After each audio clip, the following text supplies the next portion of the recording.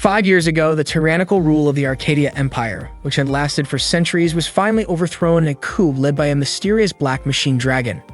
To this day, the identity of the knight who piloted that dragon remains unknown. People continue to talk about the knight and refer to him as the Black Hero. After the fall of Arcadia, the kingdom was renamed the New Kingdom of Atismata. One night, Lux, the seventh prince of the now-defunct Arcadia Empire, was chasing a cat across the rooftops of the New Kingdom's royal castle. Unexpectedly, the roof beneath him collapsed, and he ended up crashing straight into the royal bath, landing right on top of Lisha, the princess of Atismata. Lux had no idea how things had gone so wrong. Lisha immediately covered herself and accused him of being a pervert. Clearly furious, she demanded to know what his last words were going to be before he died. Lux panicked, scrambling to think of something to say. Then he remembered a piece of advice from an old man he once worked with. Women appreciate compliments. So Lux told her that she was cute, had a great figure, and was very attractive. Lisha turned bright red with embarrassment, while everyone around them screamed in shock.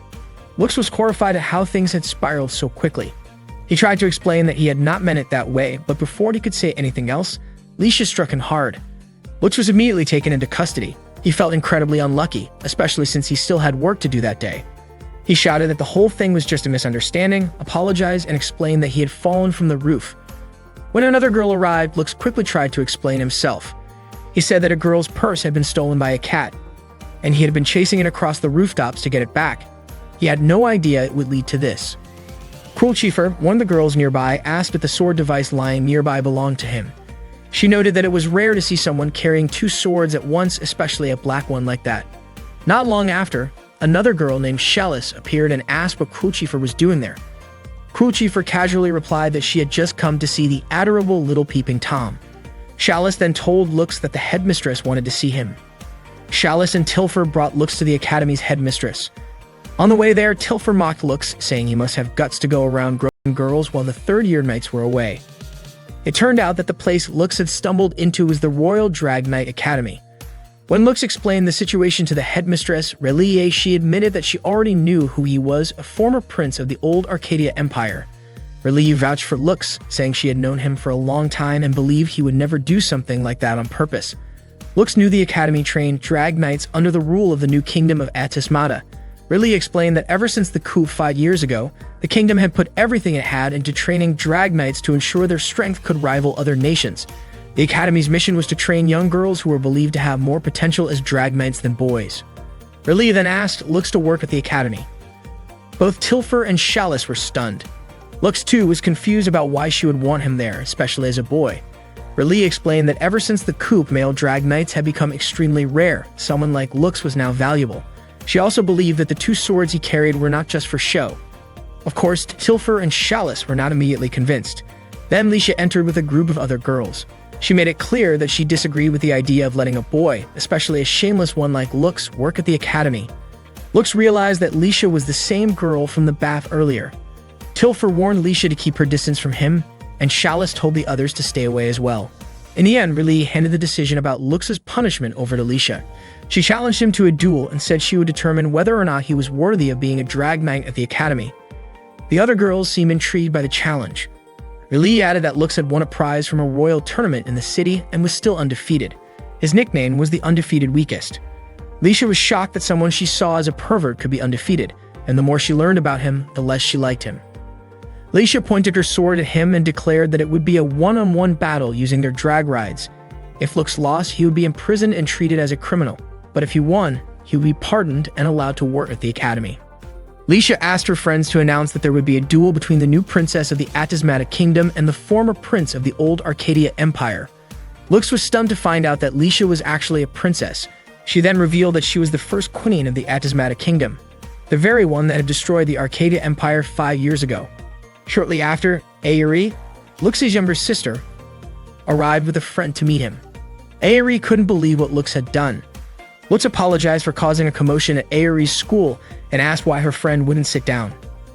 Aerie's friend said she had heard that if she got too close, Lux could lift her skirt just by breathing. Lux was shocked to hear that. Aerie introduced her roommate, whose name was Noct. Noct didn't expect that Aerie's older brother was the kind of guy who gave off such a sketchy vibe. Lux insisted that it was all just a misunderstanding. Aerie looked troubled, wondering what she would do if Lux were arrested. Ever since the coup, they had been treated as criminals just for being survivors of the royal family. The debt they carried as part of their pardon was too much for Aerie to handle on her own. She urged Lux to make sure he worked properly as a volunteer. Lux told her he had been doing his best, but Noct brought up how his efforts had apparently ended with him barging into the girls' bathroom and causing a scene. Aerie felt overwhelmed at the thought of her brother ending up in jail. Lux apologized again. No matter what, Aerie wanted Lux to win against Lisha.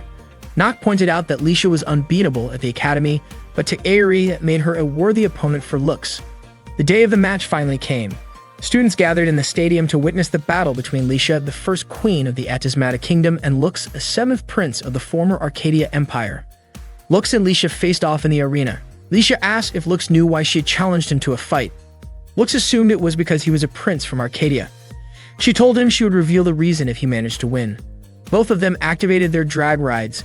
Lisha mocked Lux's drag ride, which turned out to be an ordinary wyvern. Her own drag ride, in contrast, was a powerful high-level unit named Tiamat.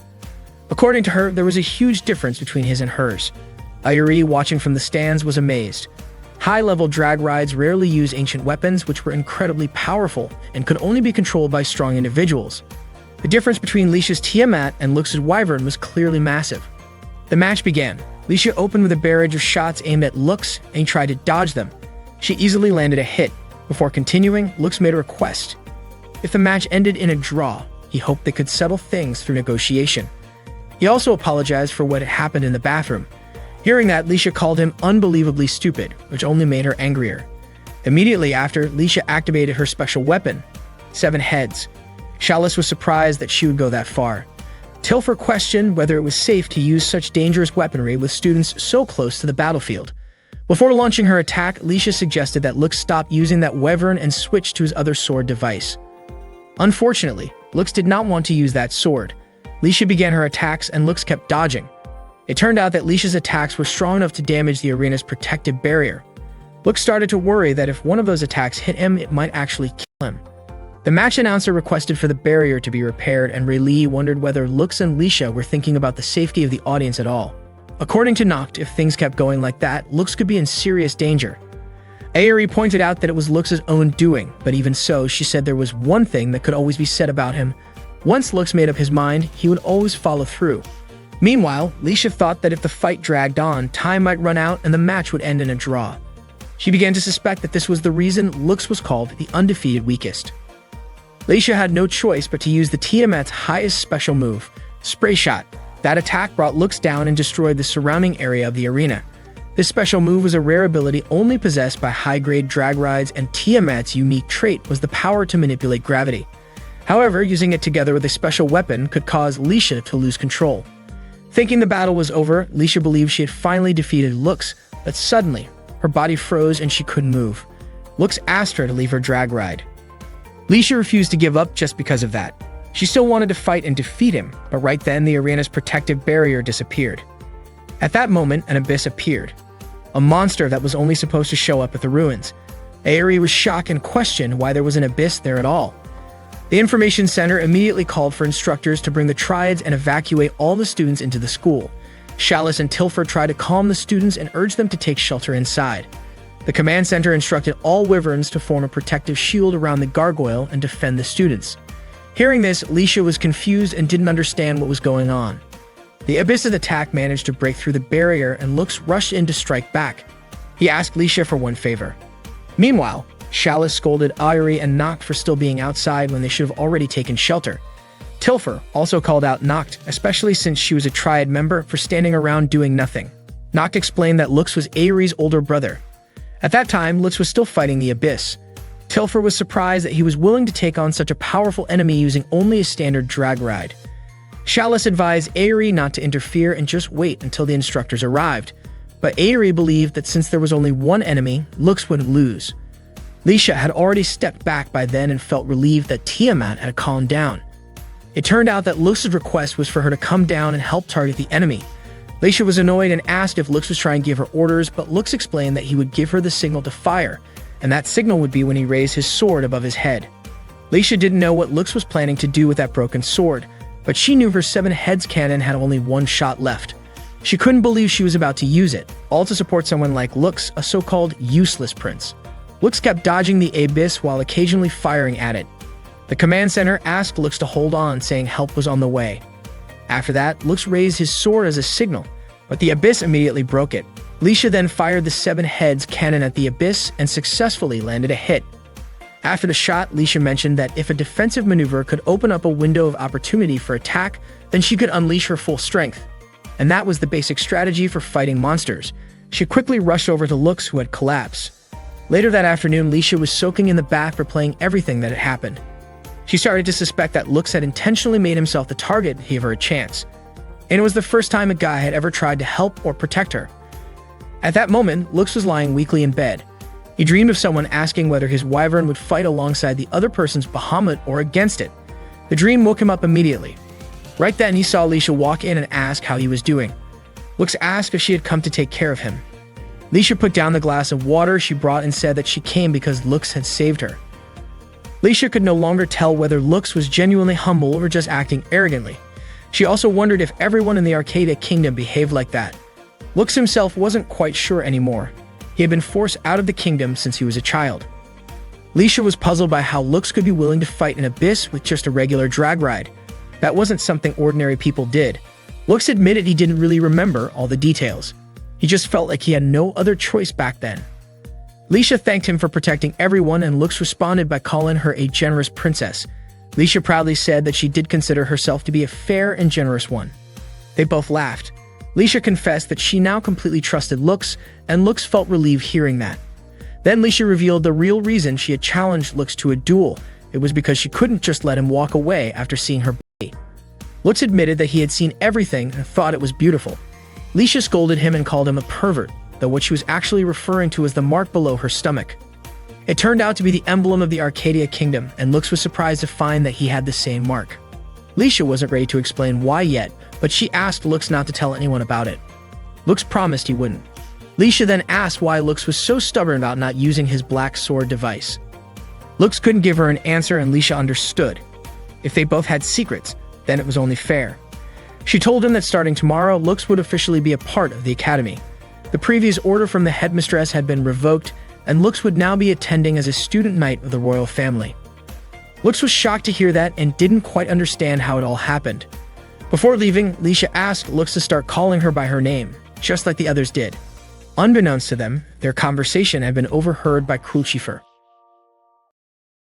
That day marked Lux's official enrollment in the academy. He introduced himself in front of the class and greeted his classmates. As he looked for an empty seat, the other students began whispering about him. They couldn't believe the school had allowed a male student to enroll.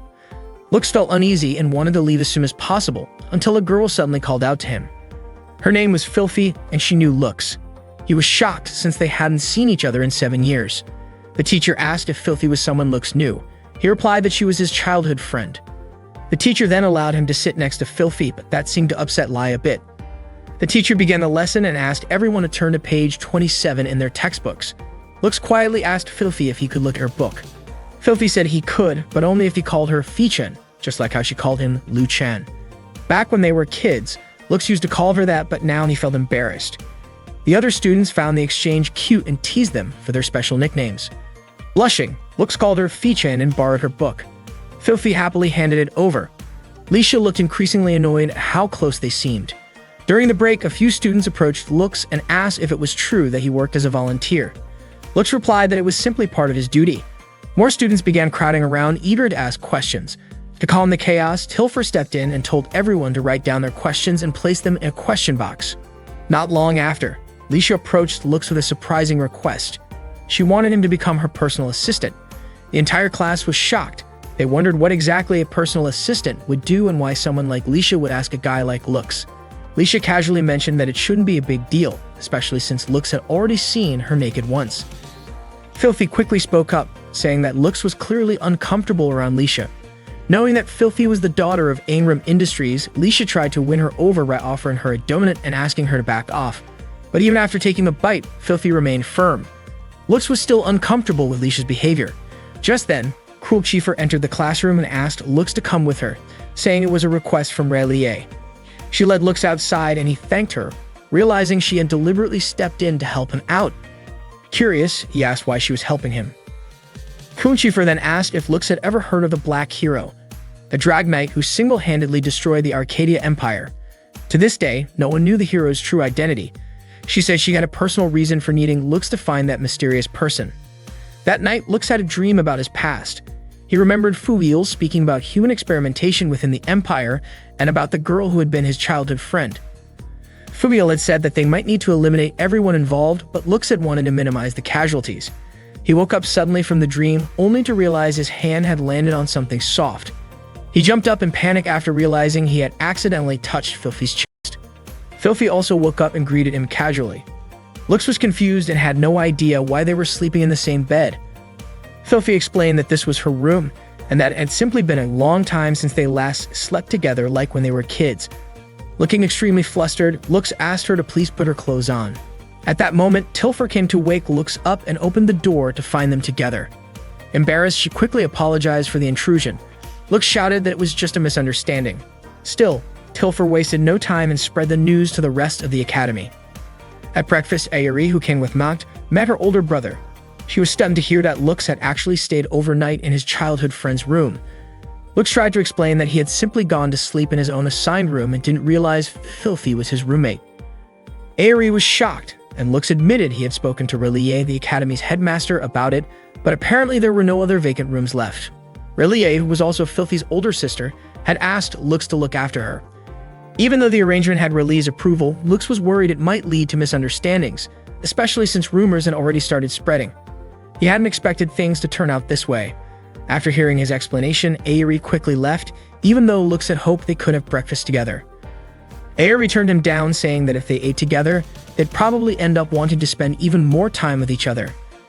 Ayuri hoped that Lux would be more careful about what they had talked about earlier. That afternoon, Lux visited the workshop and announced that he was there to accept the job he had been given. He found Lisha asleep on the floor. She said she was the one who had written the job request. When Lux asked where the workshop manager was, he was surprised to find out that Lisha herself was the manager. She showed Lux that she had finished preparing his wyvern. He didn't expect that she would be the one fixing it. Lisha explained that she had done it because Lux was part of the Royal Knights, a special unit made up of selected students. She recognized that Lux's skills as a drag knight were enough to join, and for the sake of the kingdom of Atismata, she hoped Lux would support them as well. Lux agreed to help however he could. Lisha told him that he would officially become a member after Class 3 and upon returning from the induction ceremony. She then invited Lux to go for a walk. According to her, to form a strong team as Royal Knights, they needed to understand each other better. So she brought Lux to a famous restaurant in the city. Lux felt he didn't belong in such a fancy place, but unexpectedly, Lisha had forgotten her wallet. In the end, Lux treated her to some snacks and invited her to sit by the pond. Lisha apologized even though she had been the one who asked Lux to accompany her. Lux encouraged her to eat the snack while it was still warm. The food turned out to be really good, but suddenly Lisha started feeling uneasy being there. Lux asked if she was alright. She admitted that she just needed a short rest. Lux then suggested a nice, quiet place to relax. He brought Lisha to the highest spot in the area just beneath the bell tower. She immediately liked the peaceful atmosphere. Lux knew about the place because he used to clean it as a volunteer, and ever since, he had grown fond of it. He praised Lisha for being able to fix a drag ride on her own. In his eyes, her technical skills were beyond that of a typical drag knight, more like a queen, even. Hearing that, Lisha walked toward the edge of the platform. Lux quickly stopped her, saying it was too dangerous. She then asked what being a queen meant to him and wanted him to tell her how someone could become a proper queen. Lisha also asked if Lux remembered the crest of the Arcadia Empire on her stomach. She revealed that 5 years ago she was taken hostage by the Arcadia Empire as leverage against her father, who had been involved in a coup. Even so, the coup went on without any attempt to negotiate for her release. Lisha felt abandoned. That crest was proof she had once been a prisoner of the old empire. While she was in prison, she had desperately hoped her father would come save her. What she truly wanted was for him to choose her over the country, but that never happened, and it broke her heart.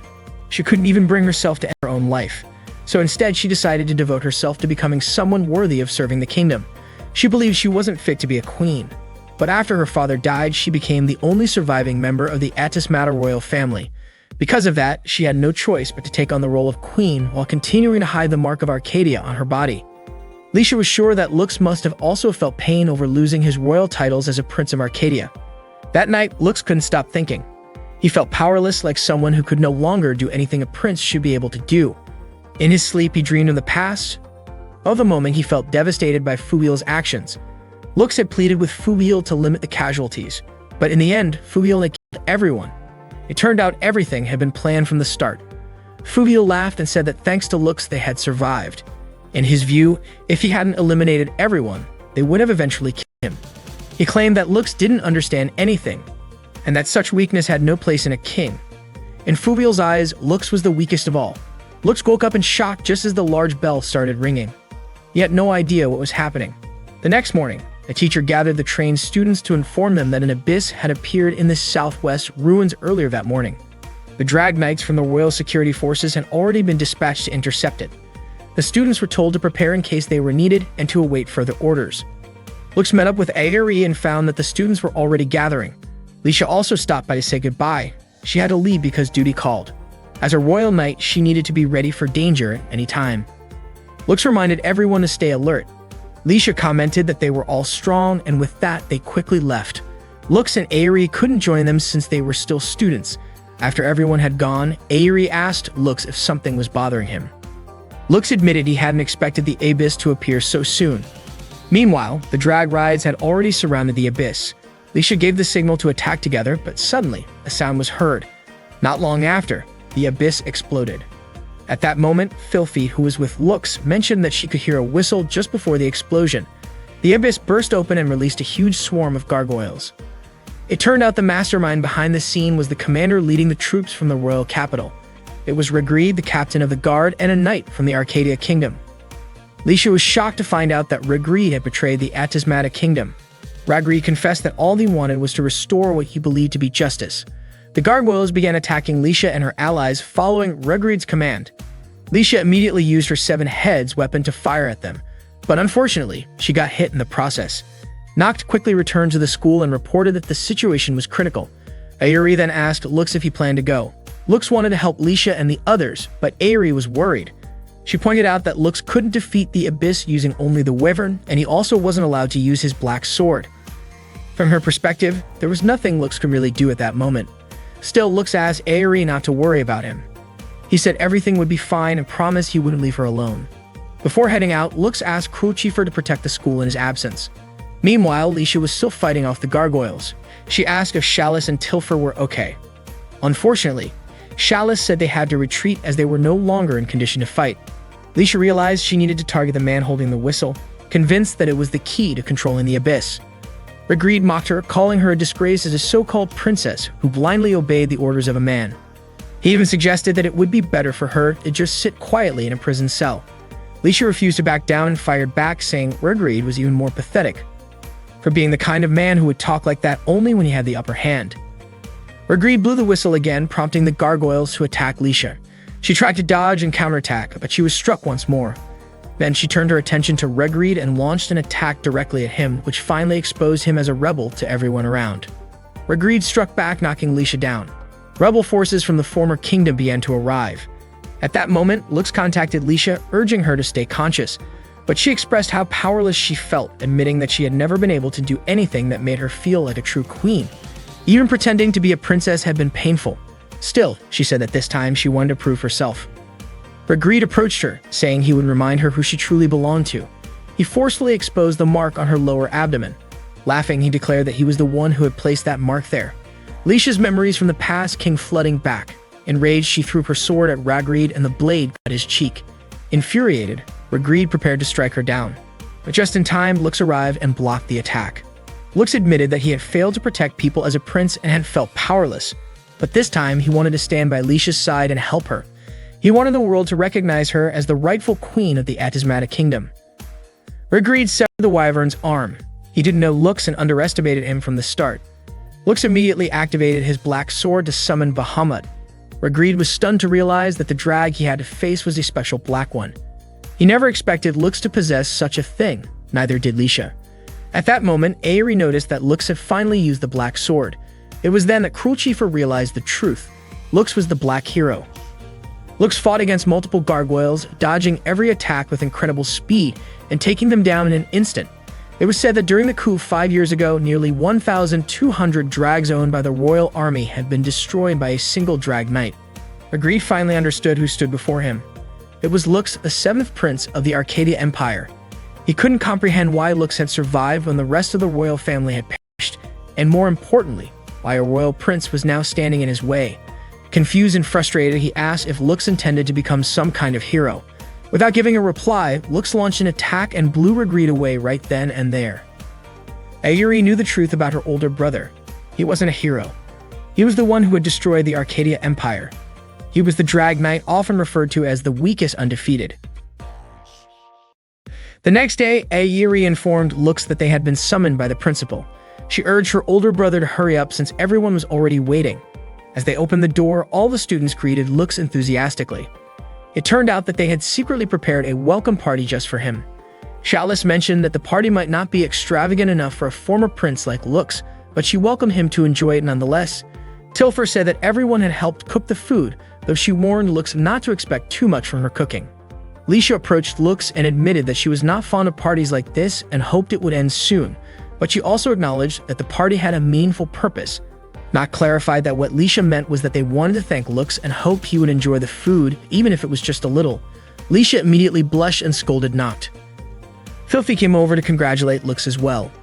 Lisha scolded her for eating before Lux had tasted anything, even calling her a glutton. In response, Filthy quickly offered a sandwich to Lux, which only made Lisha even more irritated. Relief stepped in and suggested that everyone raise their glasses to celebrate the occasion. After the toast, they all began enjoying the food. Everyone seemed to be having a great time, but not all of the students were happy about Lux's presence. Some of them questioned why people were so quick to forgive him, and Cruel Chiefur overheard their complaints. At that moment, Riley announced that she wanted to make the party even more exciting by introducing a special competition. She presented a letter that, if captured, would grant the winner exclusive access to Lux for an entire week. If someone managed to take the letter before time ran out, they would get to have Lux for a full week. The crowd erupted in excitement. Lux asked if Riley was just joking, but she explained that it was a special request letter. If Lux could successfully hide it until the time limit expired, he would not have to follow anyone's demands. The game would last for 1 hour. Hearing that, Lux immediately took off running while the students chased after him, all eager to win the challenge. He hid in the workshop while others scattered throughout the building, calling out and trying to track him down. Lux could only dare to peek from his hiding spot and had no idea what the others might do if he got caught. Suddenly, Lisha appeared behind him and said he could stay hidden there for a while. Lux thanked her sincerely. Lisha then asked him about the Black Hero. Hearing that, Lux looked anxious. She assured him that everyone who knew his identity would keep it secret. She explained that she wanted to learn more about the special abilities of the drag ride Bahamut as part of her research. Lux shared that when he used Reload on Fire, he could temporarily boost his speed and power using that ability. Without warning, Lisha caught Lux using her Tiamat.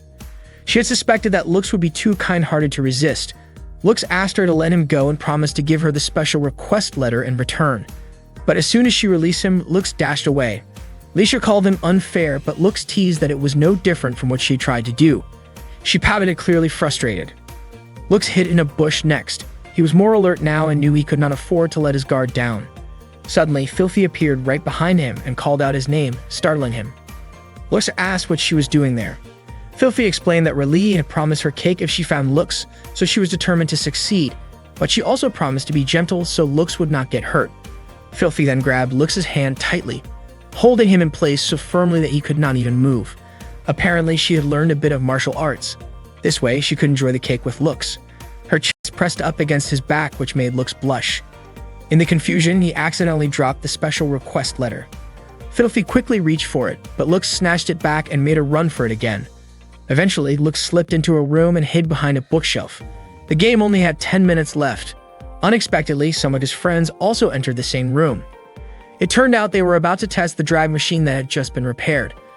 Lux had no idea the room he walked into was the changing room, and he was completely unsure of what to do. The girls began changing clothes together. One of them asked if they weren't worried that Lux might try to peek or touch them. Tilfer mentioned that Lux had done something like that in the bathroom before, so they should be cautious. However, according to Chalice, the situation back then was different, and it didn't seem like Lux would do something like that again. Noct added that anyone who had seen how he fought would know Lux was someone trustworthy. Hearing all this made Lux feel deeply guilty. At that moment, Tilfer asked where the drag manual was. Cruel Chief quickly started looking for it on the shelf, and as she stood right in front of Lux, she was startled. Lux, already terrified, braced himself for the scolding he thought was coming. But to his surprise, Cruel Chief didn't say a word to the others about Lux being there. Instead, she calmly said that she would skip practice that day, pretending to have something else she needed to take care of. Once everyone else had left, Cruel Chief told Lux it was safe now. She reminded him that he should be more careful about doing certain things. Then she mentioned that Lux probably didn't need to hide anymore since the bell signal in the end of the game had already rung. She asked if he had lost his special request letter, because if someone took it, he might lose his smile. She then asked Lux to show the letter to her. Without thinking much of it, Lux handed over the letter. Suddenly, the sound of a bell rang out. Cruel Chief then revealed that the game time had just ended, and since she now had his special request letter, she could ask him to do anything she wanted for a whole week. Lux was confused. He thought time had already run out 5 minutes ago, but Cruel Chief had secretly moved the clock hands in the room. Lux couldn't believe he had been tricked so easily. Cruel Chief reminded him that she had already warned him earlier to be more cautious. Then she whispered to him that starting that moment and for the next week, she wanted him to be her boyfriend. Lux was stunned and his cheeks turned red. That evening, Lux and Aerie went to see Relie. Aerie mentioned that rumors about Lux dating Cruel Chief were already spreading around school. She understood it though, saying Lux was still in a growing phase. Lux clarified that he hadn't asked Cruel Chief for anything. Aerie said it was fine if he wanted to enjoy a normal school life, but reminded him not to forget his position there. Relie had already been waiting for the two of them. She showed them the whistle Regret had used during the attack on the city 2 weeks earlier. According to her, Regret had used the whistle to control the abyss, and it seemed like it was found inside some ruins. She explained that soon the Royal Knights would be launching an investigation, and she wanted Lux to confirm whether the whistle was the key or not. Lux agreed to take on the task. After meeting with Relie, Lux and Aerie headed to their rooms. Aerie told Lux to be careful in his role as a boyfriend. She had her concerns not only because Cruel Chief was a transfer student from the Emerald Kingdom, but also because Aerie felt Cruel Chief was hiding something. The next morning, Cruel Chief and Lux had breakfast together. Lux brought up the rumor he heard, that Cruel Chief was actually a princess from Ymir. Cruel Chief confirmed it and said one of the reasons she came to the kingdom of Atis Mata was for a political marriage. Lux was surprised, but Cruel Chief explained that 90% of noble marriages were like that. It was a logical solution even if it wasn't ideal. Still, she wanted to avoid it until the very last moment, at least until she reached her personal goal. Lux, now even more curious, asked what her personal goal was. Cruel Chief explained that in a few days, a maid from her family would be sent to the academy. The maid was coming to report back to the kingdom about how the engagement was progressing. Cruel Chief planned to use Lux to fool the maid into thinking things were going smoothly. Lux thought maybe it would be better for her to pick someone else since he had never been in a relationship before. At that moment, Cruel Chief asked Lux to come closer. She then leaned her cheek toward Lux's face, which instantly caused all the nearby students to scream in surprise. She warned him that if he tried to stop her, she might tell everyone about the time he peeked. Left with no choice, Lux agreed to go along with it. The sight made Lisha visibly irritated. That night, Lux and Cruel Chief were working on their homework together. Suddenly, Lisha showed up with Tilfer and Filthy. With an annoyed tone, Lisha asked what Cruel Chief was doing with Lux. Cruel Chief calmly explained that they were just getting to know each other better and doing their homework. Lisha told them to wrap it up since it was getting late.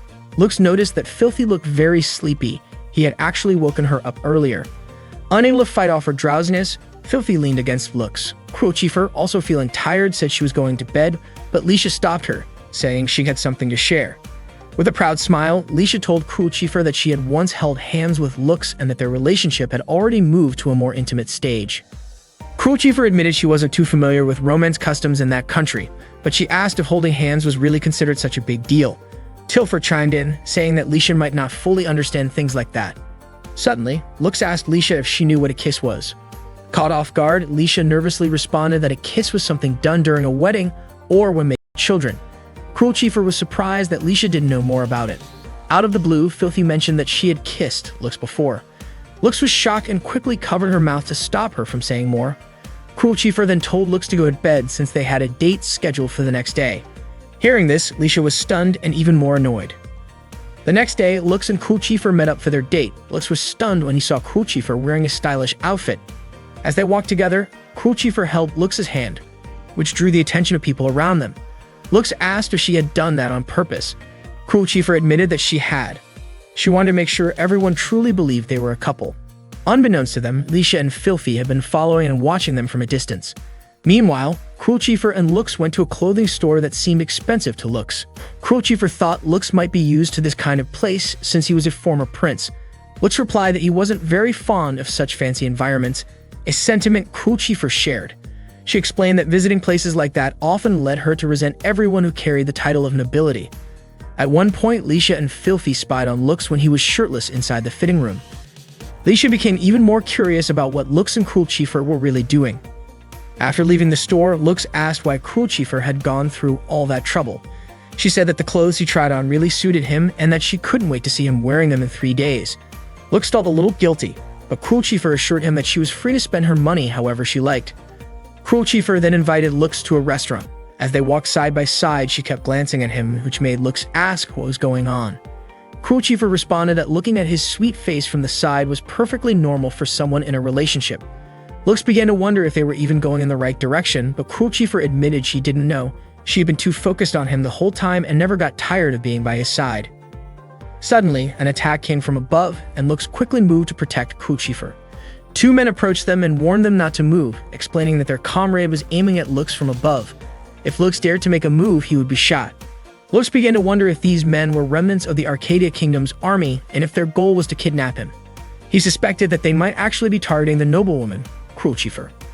Cruel Chieffer whispered, asking if Lux could hold off the 2 men as she needed time to summon her drag ride. One of the men asked what they were whispering about and demanded that they draw their sword devices and fight.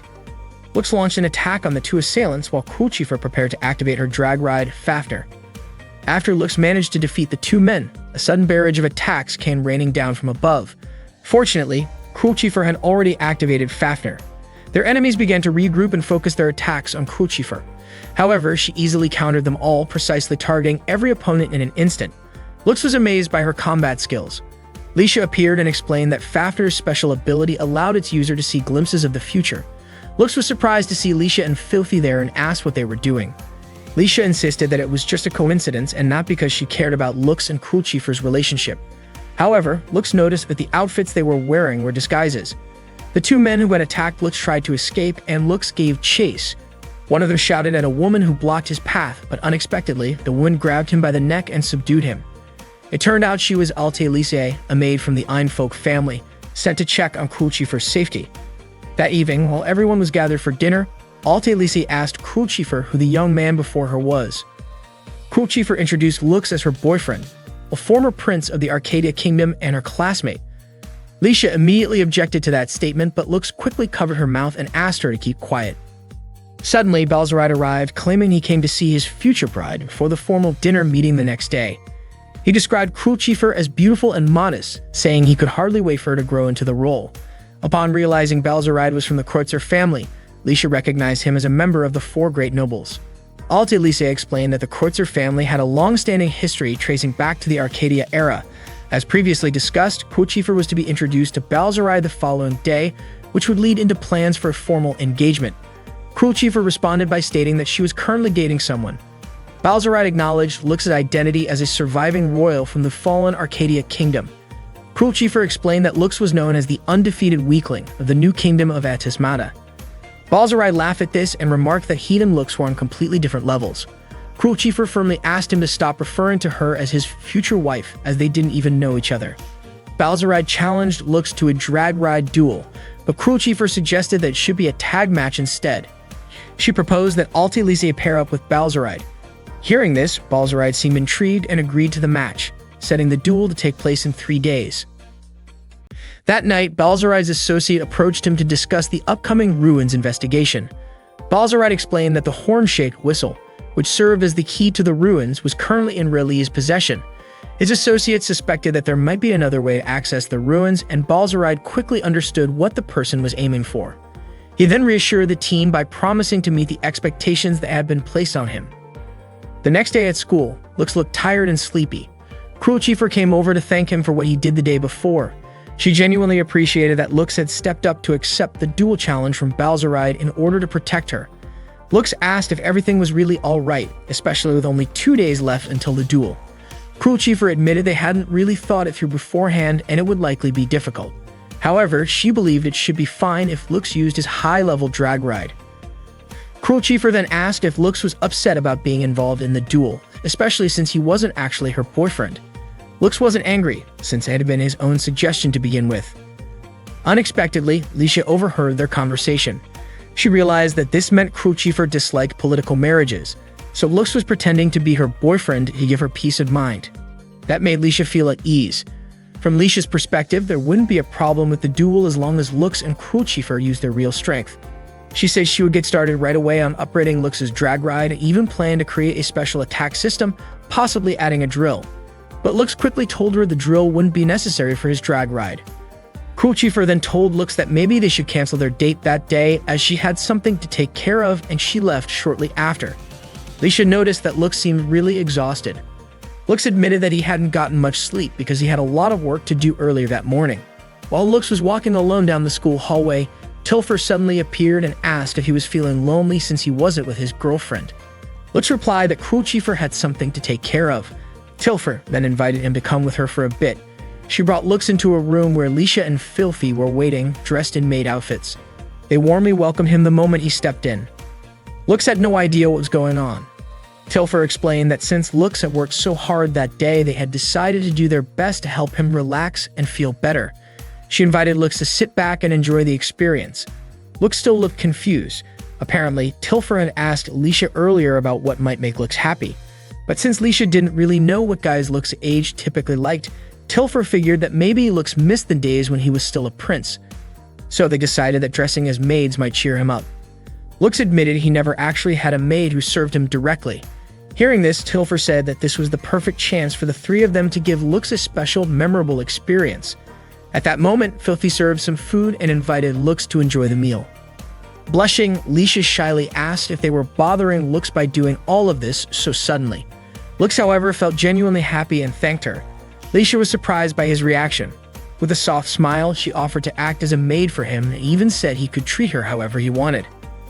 Lux was stunned and immediately responded that he would never treat her inappropriately. Lisha explained that Tilfer had told her certain things were also part of a maid's duty. Meanwhile, at the royal palace of the kingdom of Atismata, a meeting was being held between the four major noble families. They were discussing the growing concern about Ragnarok. Nauf, a noble from the Figrian family, mentioned that every ruin contained powerful abyss creatures guarding mystical powers. The Ragnarok currently threatening them was called Poseidon. Someone with a fossil had tried to awaken it out of desperation. Because of this, they needed to be prepared. They weren't even sure if the kingdom of Atismata's forces would be strong enough to take down Ragnarok. One of the nobles asked what actions they should take next. That's when King Kreutzer spoke up. He said there was one path they could take: continue investigating the ruins in order to find the most powerful weapon hidden inside. King Kreutzer declared that he wanted to entrust this important task to his son, Balzaride. Later that night, R'lyeh gathered the students to talk about the ruins investigation happening the next day. She showed them the horn-shaped whistle that would be the key focus of their mission. She explained that she had spoken to several people and was told that in order to access the deepest part of the ruins, they would need a special key. R'lyeh suspected that the horn-shaped whistle might be exactly that key. R'lyeh assigned the task to Lux, and Lux accepted it. Lisha mentioned that she would adjust Lux's drag ride the next day by adding a drill-type enhancement, but Lux told her it wasn't necessary. Lisha was confused as to why Lux kept refusing, even though the drill's capabilities could significantly boost his drag ride's power. At that moment, Lux noticed Crucifer standing at the far end of the room, and he couldn't understand why she was there. After the meeting ended, Lux approached Crucifer and asked why she had attended it. Crucifer replied that it made perfect sense for her to be there since she would be joining the investigation the next day. Lux was surprised as he thought transfer students like her weren't allowed to participate in ruin investigations. However, Crucifer explained that she had personally requested to take part. She asked Lux not to treat her any differently from the others and to see her as just another member of the team.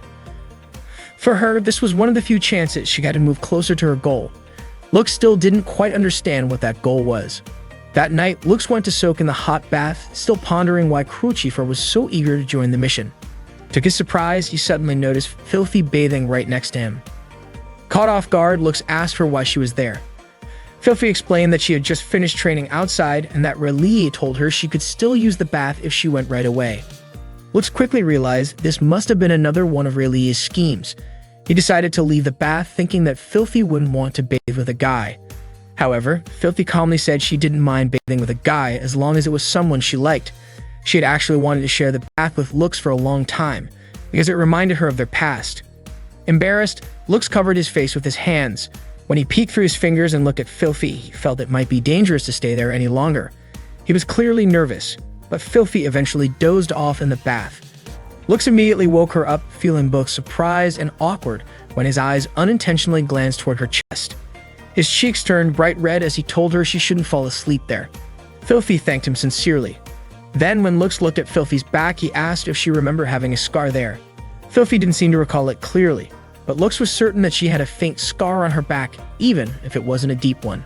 Before leaving, Filthy asked Lux to be careful during the investigation, and she mentioned that R'lyeh had forbidden her from going. Lux reassured her that he would return safely. However, as he continued to glance at Filthy's body, he felt his head spinning from staying in the bath too long and fainted into the water. The next day, when everyone had gathered and was ready to begin the investigation, the instructor announced a change in the mission. He called out Balzaride's name. Everyone was shocked to see him there. The instructor explained that they would have a special member joining the investigation.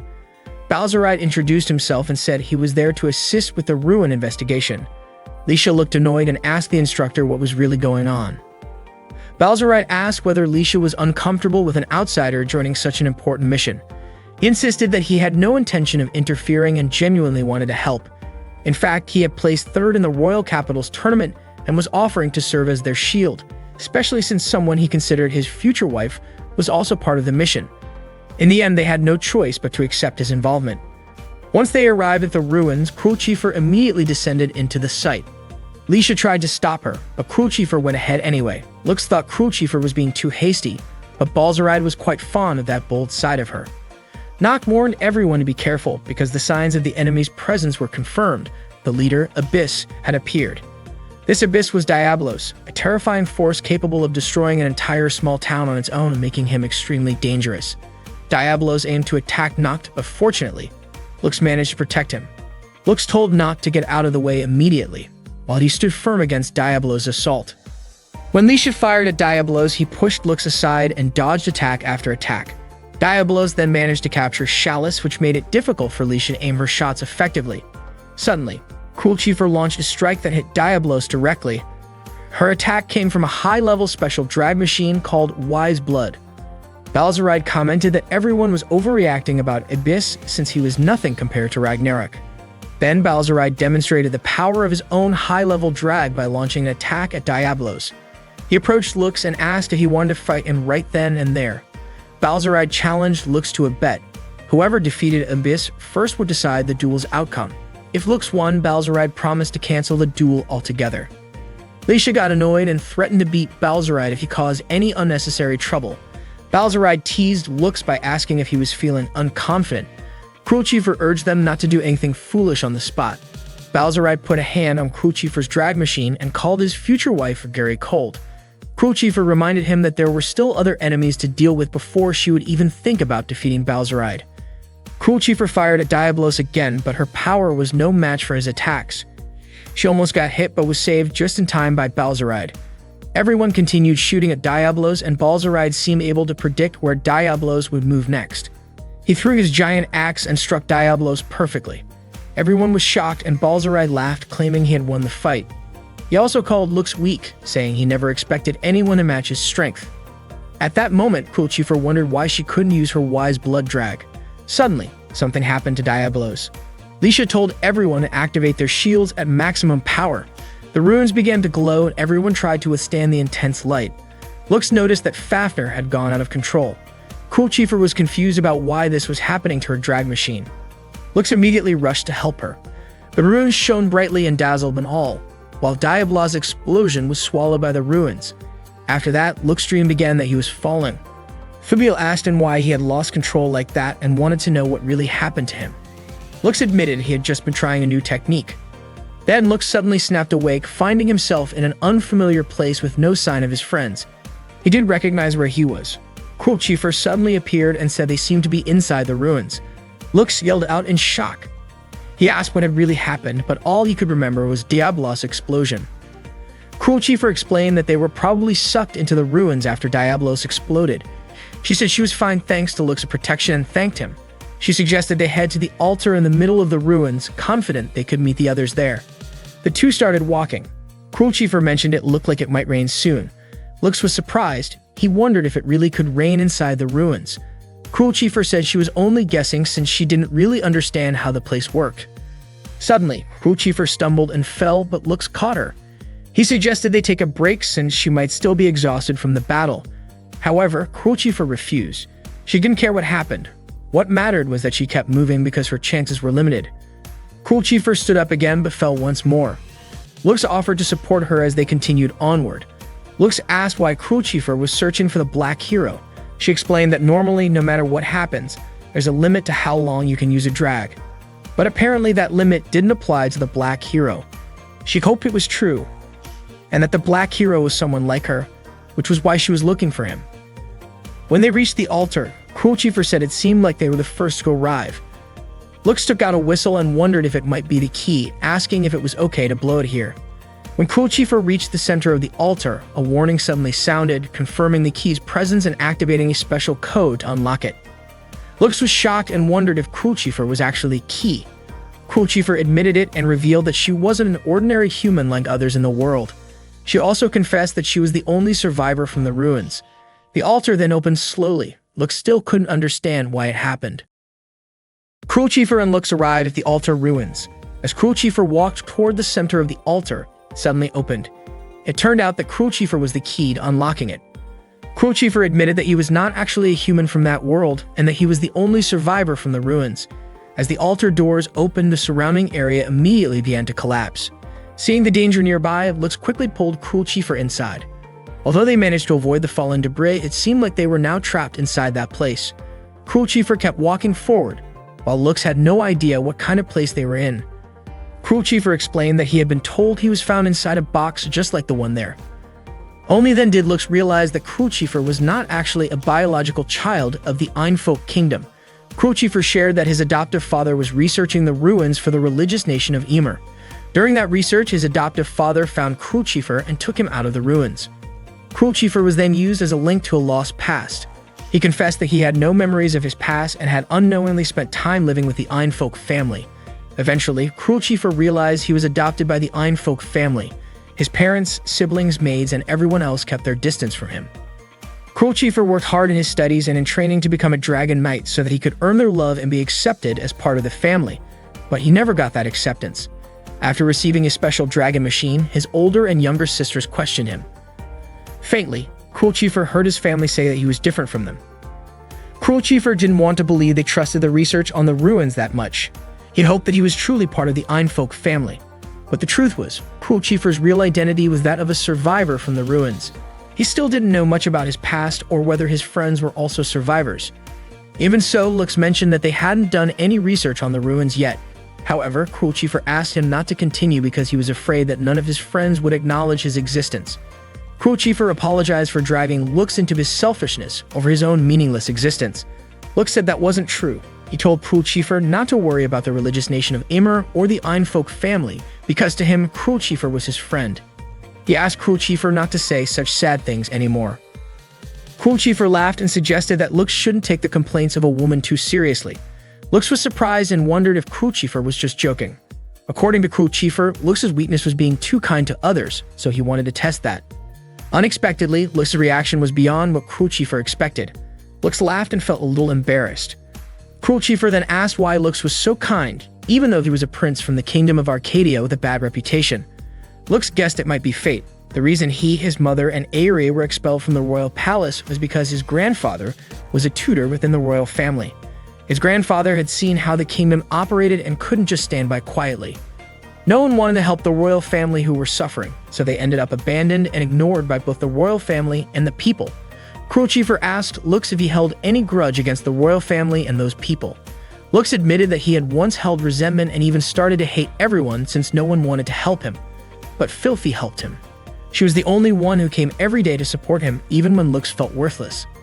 That was when Lux realized he didn't actually want to hate everyone, especially the people who mattered, those who seemed like they would be important.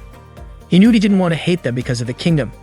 Lux wanted to build a country where the people he loved could live without hatred. Cruelchiefr asked if Lux would help him if he became the prince of the Atismata kingdom. Suddenly, a drill pierced through the place. It turned out to be Lisha drilling there. Lisha showed off the drill, saying how useful it was. She then asked to make sure Lux and Cruel Chief weren't doing anything strange. Lux wondered what kind of strange things she meant. Lisha blushed and got annoyed, calling Lux a pervert. After returning to the academy, Lux told Aerie everything. Aerie asked if Lux had received any explanation about the key, even though Lux's wyvern had been damaged. Lux apologized to Aerie. Aerie admitted that she wasn't angry because Lux was careless. After all, the ruins were dangerous, yet Lux still acted recklessly. Lux apologized again. Aerie then asked if the horn whistle wasn't the key. Lux said there was no reaction at all, even when inside the ruins. Aerie asked if anything had changed, but Lux chose to say there was nothing. Aerie concluded that this meant there had been no progress, and she offered Lux some herbal tea. The tea was from Cruel Chief and was believed to be good for recovering from fatigue, so Lux could sleep well.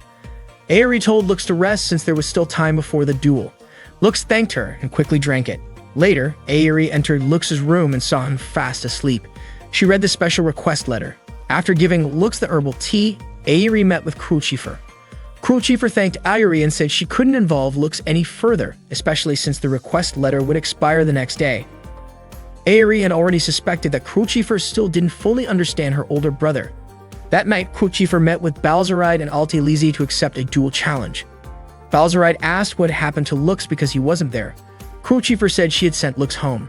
Balzaride then activated his drag machine. Altelize suggested that Cruel Chief shouldn't underestimate him since she would be Balzaride's partner in the duel.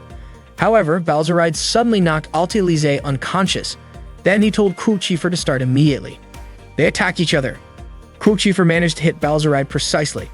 Balzaride realized that the power of Fafnir allowed him to see the future. Balzaride caught Cruel Chief, but she broke free and immediately rained down gunfire on him. Yet for some reason, none of her attacks hit Balzaride. Cruel Chief was confused about what was wrong with her vision. Balzaride explained that it was because Cruel Chief failed to recognize her true power. He then shot at her. Cruel Chief quickly put up her shield, but Balzaride stabbed her from behind with his huge axe, causing her to fall. Balzaride apologized and said that sooner or later Cruel Chief's belly would be swollen, so he would attack her gently. He asked if the match would continue and told Cruel Chief not to disappoint him by showing such a shameful self. Cruel Chief replied by asking if Balzaride was actually happy because this was exactly what he had in mind. She also said she knew Balzaride was the one who incited the thieves to attack the students during the investigation of the ruins to find out about the Fafnir's special ability.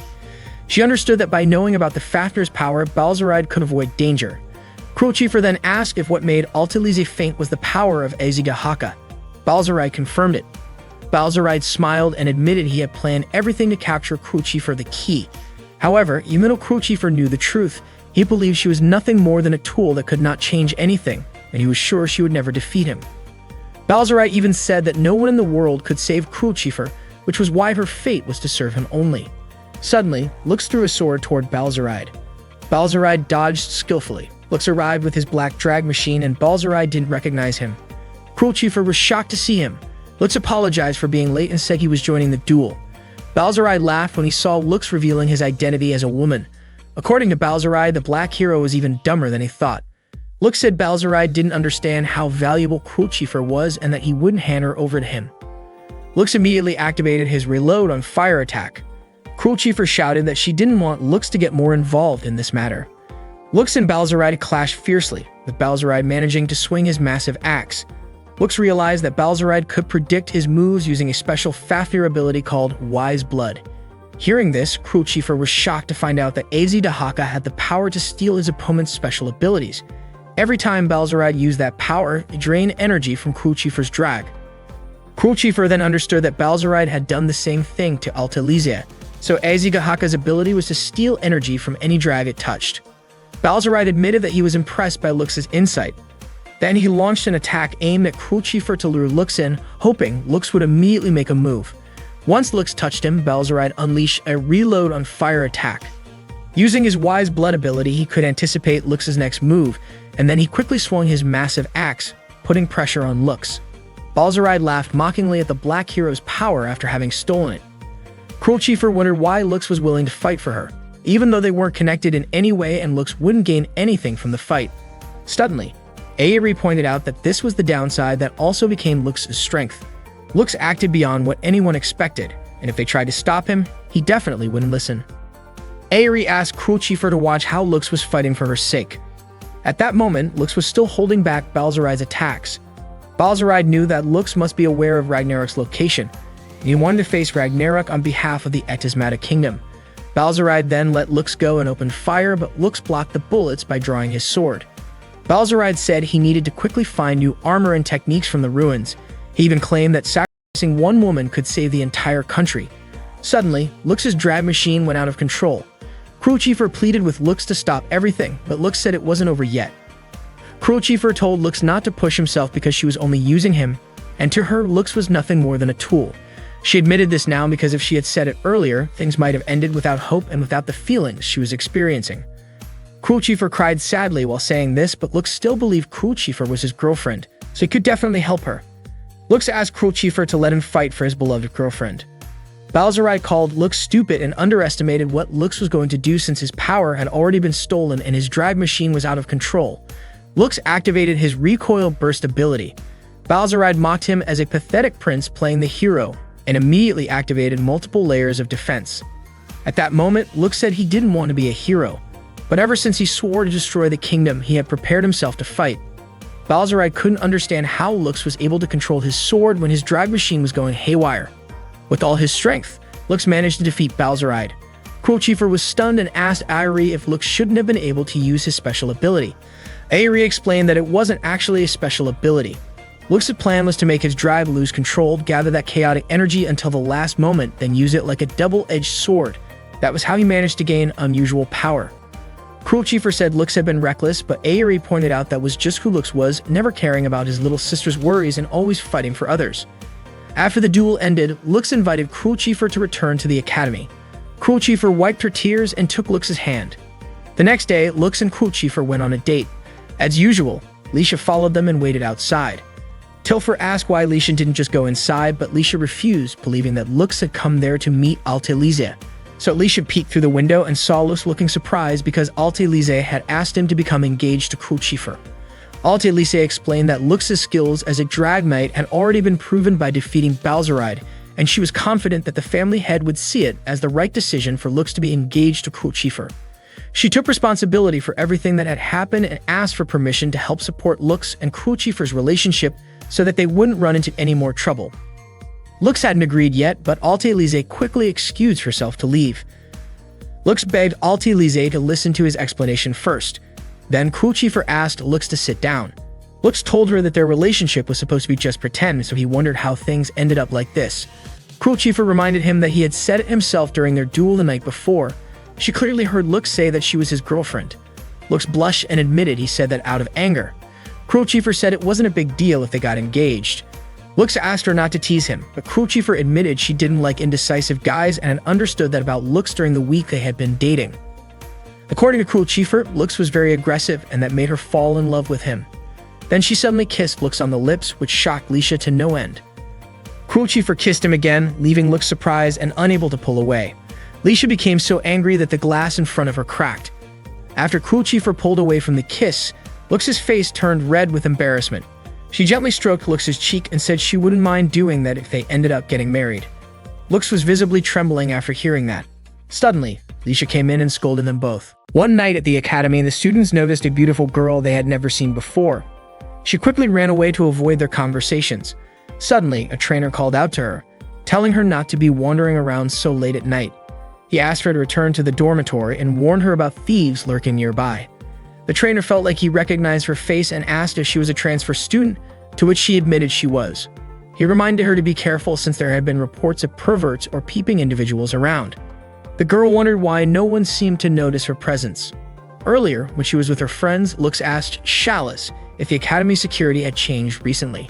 Chalice explained that ever since rumors about perverts roaming around started, the academy had tightened its security. According to her, the situation was troublesome, especially with the ongoing problem of Ragnarok in the city. Lux recalled Balzarai's words about fighting Ragnarok to protect the Etismata Kingdom. Chalice mentioned that besides Balzarai, there was another knight who could defeat Ragnarok, Celestia Ralgris. She was a princess from one of the 4 great noble families and the strongest third-year student at the academy. Rumor had it she would soon return from the kingdom's capital and was known for strongly disliking men. Lux felt worried because he needed to talk to Celestia. Chalice said they could discuss it later and asked Lux to help her patrol around the school, which Lux agreed to. Suddenly, Noct and Lisha grabbed both of Lux's hands and started dressing him up as a girl. It turned out that the girl who was mistaken for the transfer student was actually Lux, disguised as a female. At that moment, Lux thought that even though he knew he was a decoy, he didn't expect things to go that far. Lux was very curious about what Celestia, the strongest senior at the academy, would be like. While waiting on a park bench, he suddenly overheard someone talking to a cat, saying she had to stay in the kingdom's capital. Before the girl could say more, the cat walked away. Lux grew curious about who the girl really was. Suddenly, someone appeared behind Lux, holding a knife to him. Lux screamed in surprise, which made the girl look toward him. Lux wondered if this person was the thief the trainer had warned about. The girl immediately attacked the attacker, saying she would not forgive his actions, and told him to drop his weapon and surrender. The attacker then threw tear gas to blind both of them. Lux saw a knife being thrown in their direction and managed to block it, but the blade scratched his hand. The girl asked if Lux was okay and quickly took him to the student infirmary. She asked Lux to take off his shirt so she could treat his wound, which made him worried because he was disguised as a woman. The girl insisted that he remove his shirt, saying it wasn't good to leave the wound untreated. Lux removed his shirt and asked the girl to treat him from behind. After she finished bandaging his hand, Lux thanked her. The girl commented that Lux's body was quite muscular, guessing he must be skilled with a sword. She was surprised when Lux admitted he had seen her talking to the cat earlier and asked him to forget it, calling it just Lux's imagination. She said that just because she did that didn't mean she didn't have friends or anyone to talk to. The girl was relieved that Lux's injury was only minor and warned him not to act recklessly again. She also said it was her duty to protect the underclassmen. Lux admitted he was glad she was okay. The next morning, while having breakfast, Lux still remembered the girl saying she had never seen him before. Lux had to tell her his name was Luno, and she introduced herself as Celestia. Celestia seemed interested in Lux and even invited him to talk again sometime. As the strongest student in the academy, she was known for her strong dislike of men. While Lux was daydreaming, Lisha called for him. When he didn't respond right away, she wondered if he was tired. Lux admitted he was a bit exhausted from last night's patrol. Cruel Chieffer then appeared and said that she had planned to teach some lessons that day. She offered Lux a break or suggested they go for a walk to change the atmosphere. Lux's face turned red when Cruel Chieffer held his hand and brought her face closer to his. Seeing this, Lisha immediately scolded them for being affectionate since their act was supposed to be over. She then asked Cruel Chieffer to let go of his hand. The two of them ended up playfully fighting over Lux, who felt embarrassed because everyone was watching them. That night, Balzaride's friend came to his prison cell. Balzaride was confident that his friend had come to rescue him. He looked happy and said that from now on, he would never lose to Lux again. Balzaride's friend touched his chest with a finger, and in an instant, Balzaride transformed. He wondered why his friend had left him behind, especially since Balzaride was the one who had planted the Ragnarok seed. His friend smiled and blew a whistle. Shortly after, several Abyss appeared at that location. The next day, while in his room, Lux thought about how he needed to press the Ragnarok, so he had to talk to Celestia. Suddenly, Tilfer knocked on his door and called him immediately. It turned out there was a debate going on between Lisha and Celestia. Celestia objected to the academy accepting Lux because his admission was decided when she wasn't there. Lux quickly entered the room and Celestia greeted him. Celestia thanked Lux for saving the academy from danger while she was away, but she believed that as a male, Lux shouldn't be at the academy. Lisha argued that without Lux, the rebel forces would have attacked the academy. Celestia said she would handle the situation herself, so there was no need to rely on a man's strength. Lux asked Celestia to allow him to join in pressing Ragnarok, which was supposed to be Balzaride's task. According to Celestia, the threat to the Atismatic Kingdom had nothing to do with Lux, so if Ragnarok were to rise, she herself would face it. Still, Lux wasn't planning to leave the academy. Lux didn't doubt Celestia's strength, but Ragnarok was a powerful and dangerous enemy to be faced alone. Celestia got annoyed and firmly stated that she would not accept Lux in the academy. Relia tried to calm them down, concluding that Celestia didn't want any males in the school, while Lisha didn't want Lux expelled. Relia believed the other students' opinions might differ and suggested settling the matter with a duel. Relia said the duel would take place in 3 days at the Royal Knight's Fortress on Reese Island. He hoped that after seeing Lux's true strength, Celestia would decide whether to accept him or not. Lisha was happy with the decision and even bet that Lux would win. Celestia accepted the decision and left, confident that Lux wouldn't be able to defeat her. That night, Shania knocked on Celestia's door and thanked her for negotiating to expel Lux from the school to restore the academy's standards. Celestia told Shania not to worry because she would still make Lux leave after fighting him. She couldn't believe she had to fight Lux, but that was the only way to protect the school. At Reese Island, Celestia asked all the students to do light training since they had come there to improve their skills. Lux encouraged Lux not to give up because even light training with Celestia was very tough. Lux noticed a place at the top of the island. Lux immediately invited him to start training. That day, the students practiced sword swings alongside Celestia. After the training, Alicia rested with Chalice, Lux, and Crucifer at the dining area. Alicia felt extremely tired because the training almost killed her. Lux thought Celestia was amazing because she could train longer than anyone else. Crucifer said that was typical of Celestia. She worked harder than others, was very diligent and strong, but it seemed like she was always thinking about something. Chalice soon invited them to return to their rooms and rest. At that time, Lux returned the costume he had worn during his disguise. Chalice was curious why Lux went through the trouble of bringing the costume to the island. She said Lux was really kind and gave the costume to him as a gift. Lux declined, saying he didn't need it, but his friends insisted that the costume suited him well. Suddenly, Shania called Lux to come with her because there was an urgent matter. Shania tricked Lux by telling him that Celestia had asked for a massage. When he entered the room, Lux was surprised to see Celestia without any clothes on. He wondered why Celestia was there and why someone who disliked men like her would ask him for help. After finishing the massage, Celestia thanked him and said she wanted to change clothes quickly, so she asked him to turn off the lights. Lux was about to leave the room, but Celestia asked him to stay because she wanted to express her gratitude. When the lights went off, Lux quickly changed into a woman's costume. Once the lights came back on, Celestia thanked him again and said she hadn't realized it was Luno who had been massaging her. She felt happy and asked about Luno's injuries. Celestia invited Luno to chat for a while, but Luno refused, saying there was something to take care of. Celestia was disappointed and suggested going for a walk during the next break. Luno didn't agree immediately, which made Celestia think he might dislike her, but eventually he accepted. Celestia was very happy and asked to meet in front of the training area after lunch. As Luno was about to leave, Celestia noticed a black sword and asked if it belonged to him. She said the sword device was beautiful and immediately handed it back to him. Luno felt relieved after leaving Celestia's room. Suddenly, Shania appeared and demanded to know who he really was since she had never seen him before. At that moment, Crucifer told Shania to let Luno go because she had some business with him. Shania called Crucifer rude for interfering, but Crucifer pointed out that Shania had been secretly standing at the door and asked what she was really doing. Shania left quickly to avoid a confrontation with Crucifer. Luno was very grateful to Crucifer and was surprised that she recognized him even while he was in disguise. Crucifer warned Lux to be careful because it seemed like Shania was trying to get him expelled from the academy. In the early morning, Filthy was staring out the window of Lux's room. Lux woke up and was shocked to see Filthy inside his room. He reminded her that the place wasn't the girls' dormitory but the training area. Still sleepy, Filthy asked if Lux wanted a hug because her mother once told her that a hug could make someone feel more motivated. Lux remembered their childhood and said he was no longer a child. Filthy was surprised by how much Lux had changed since she thought he would never change because he had always been kind. She hugged him tightly and said they would never change at all. Filthy even said she would fight Celestia if Lux lost and that she wouldn't let him get kicked out of the academy. Lux thanked Filthy and promised he would do his best. The next day, Celestia invited Luno to go out together. She took him for a walk through the market. Celestia invited Luno to go inside a lingerie store. At that moment, Celestia tried on some lingerie in front of Luno and even encouraged him to try some as well.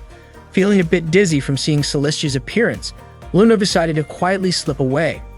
After they finished their little outing, Celestia apologized to Luno for forcing him to come along.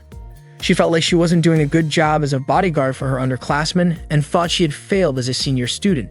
She was even worried that her father might scold her despite being the leader of the Knights. Luno disagreed, saying that wasn't true at all because he really enjoyed spending time with her. Upon hearing this, Celestia immediately hugged Luno and called him a very kind person. Afterward, they drank tea and ate some cakes together under a tree. Unexpectedly, Celestia fell asleep for a short while. Luno thought it was okay since it was break time, but Celestia felt like she shouldn't show any sign of weakness. Seeing that, Luno asked if Celestia always held herself back like that. Celestia answered that strong people are those who can endure their loneliness, so she was fine. Suddenly, Luno laughed and said he remembered Celestia chatting with a cat. Embarrassed, Celestia begged him to forget about that. She explained that just because she talked to a cat didn't mean she was always alone or lonely in the capital city. Luno smiled and pointed out that Celestia had just revealed her own secret. Celestia admitted it and wondered why people thought she was a woman who hated men. Luna was surprised to hear that. Celestia then asked Luno not to tell anyone that she didn't actually dislike men that much. Hearing that again, Luna was even more surprised. One day, one of Nauf's subordinates came to report to him. The subordinate informed Nauf that they couldn't find the Ragnarok fossil. Naturally, Nauf was irritated upon hearing this. The man continued, saying that the patrol team had found traces of the fossil, specifically an empty shell left behind by the Ragnarok, but the actual body of the creature was nowhere to be found. That same day at the academy, a swimming practice was about to begin. While they were changing clothes, Shania asked Celestia whether Lux would be coming to the practice and if she would allow him to swim together with them. Shania found it odd that Celestia didn't reject the idea outright. Instead, Celestia said that she had already told Luno that she didn't actually hate men. In fact, it was quite the opposite. She was interested in them. Celestia went on to explain that the person who had raised her since childhood was a kind and strong man, but despite that, she had no idea how to interact with young men. Moreover, as the eldest daughter of the Raugrus family, one of the 4 great nobles and a leading figure among the kingdom's knights, she had always been expected not to rely too much on men. Later on the beach, Lux's friends called him over to join them. He was stunned when he saw them in their swimsuits. Embarrassed, Lux quickly turned his face away and said he hadn't seen anything. The girls walked over to him. Noct commented that Lux's reaction was strange, reminding him that they were wearing swimsuits, not underwear. Cruelchifer mentioned it was her first time wearing a bikini, and that she actually liked it. Filthy playfully splashed water at Lux, trying to get him to join in. Lux ran off to avoid getting soaked and ended up spotting Lisha, who seemed self-conscious about her swimsuit. She hadn't expected the design to expose her midriff that much and tried to cover it with a towel. Lux told her the bikini looked really good on her. Lisha didn't take that well. She looked annoyed and called Lux a pervert. Not long after, Relie and Aerie came over. Lux was surprised to see Relie also wearing a bikini like the other students. Relie said she was a girl too, just like the rest of them. As she removed the towel covering her, her chest was revealed, noticeably larger than most of the others. Aerie couldn't help but feel a little jealous when she saw that. Lux noticed Aerie looking upset and asked what was wrong. Aerie instinctively covered her chest with her arms and called Lux a pervert. Lux was taken aback, confused about why Aerie would think that. Lisha also found Lux's behavior questionable. Suddenly, Shania and Celestia arrived. Celestia seemed confused and asked Relie if they weren't supposed to be at the beach for training. Relie was surprised by the question and pointed out that Celestia had brought a cute bikini with her. Celestia explained it was actually chosen by Luno, her underclassman, who she had heard would also be participating in the swim training. The group began to wonder where Luno was, and Relie even questioned whether a student named Luno actually existed at the academy. Out of nowhere, Lux was pulled aside by Chalice, who handed him a bikini as a gift. Lux was shocked and said he wasn't some kind of decoy at the beach, especially since there were no thieves around. Noct and Tilford tried to pressure him into putting it on. They just wanted to see what he'd look like wearing it. Lux immediately bolted and accidentally bumped into Celestia, causing her to fall. Shania quickly helped her up. Lux apologized to Celestia, who seemed surprised that he was still spending his time like this when their duel was coming up soon. Shania then suggested they head back, telling Relie that if there was no actual training happening, they should return to the training grounds. As Lux watched them walk away, he recalled a conversation he had with Celestia the day before, back when he was disguised as Luno. Celestia had told him that she wanted to apologize to Lux. She had learned swordsmanship and battle tactics from Wade Rodebelt, Lux's grandfather. It was thanks to him that she had gained her strength. However, after that, Wade passed away because of her. That's why she wanted to keep Lux, Wade's grandson, safe from harm. In their upcoming duel, Celestia couldn't afford to lose to Lux. That night, Lux couldn't stop thinking about what Celestia had said, but he was determined not to lose to her. At the same time, it seemed like one of Balzaride's allies was planning something. The next morning, the duel between Lux and Celestia was about to begin. Their instructor was there to supervise the duel. The instructor explained that the winner would have one of their wishes granted. Lux's wish was to stay enrolled in the academy and be allowed to join the missions to defeat the Abyss. Celestia, on the other hand, wished for Lux to leave the academy and rejected his request outright. The instructor gave the signal, and both of them drew their swords and summoned their drag rides. Celestia quickly activated hers, called Lindworm. Noct looked surprised. Despite Celestia using a high-level special drag ride, Lux had chosen to use a wyvern instead of Bahamut.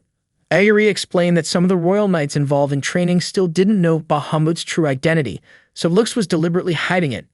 She also believed that Lux might actually have a shot at winning. The duel between Lux and Celestia then officially began. Meanwhile, a spy was seen suddenly running near the training grounds. Fortunately, Tilfer and Chalice intercepted him in time. They quickly realized the man was a spy from the Heiberg Republic. It turned out that Chalice and Tilfer had already gathered evidence showing that the spy had been recording information about the Academy and sending it back to Heiberg as coded messages. Chalice revealed a stack of envelopes in her hand and stated that the thief who had been sneaking around the Academy was actually this spy. Tilfer was convinced that everything had been orchestrated as a setup to trap Lux.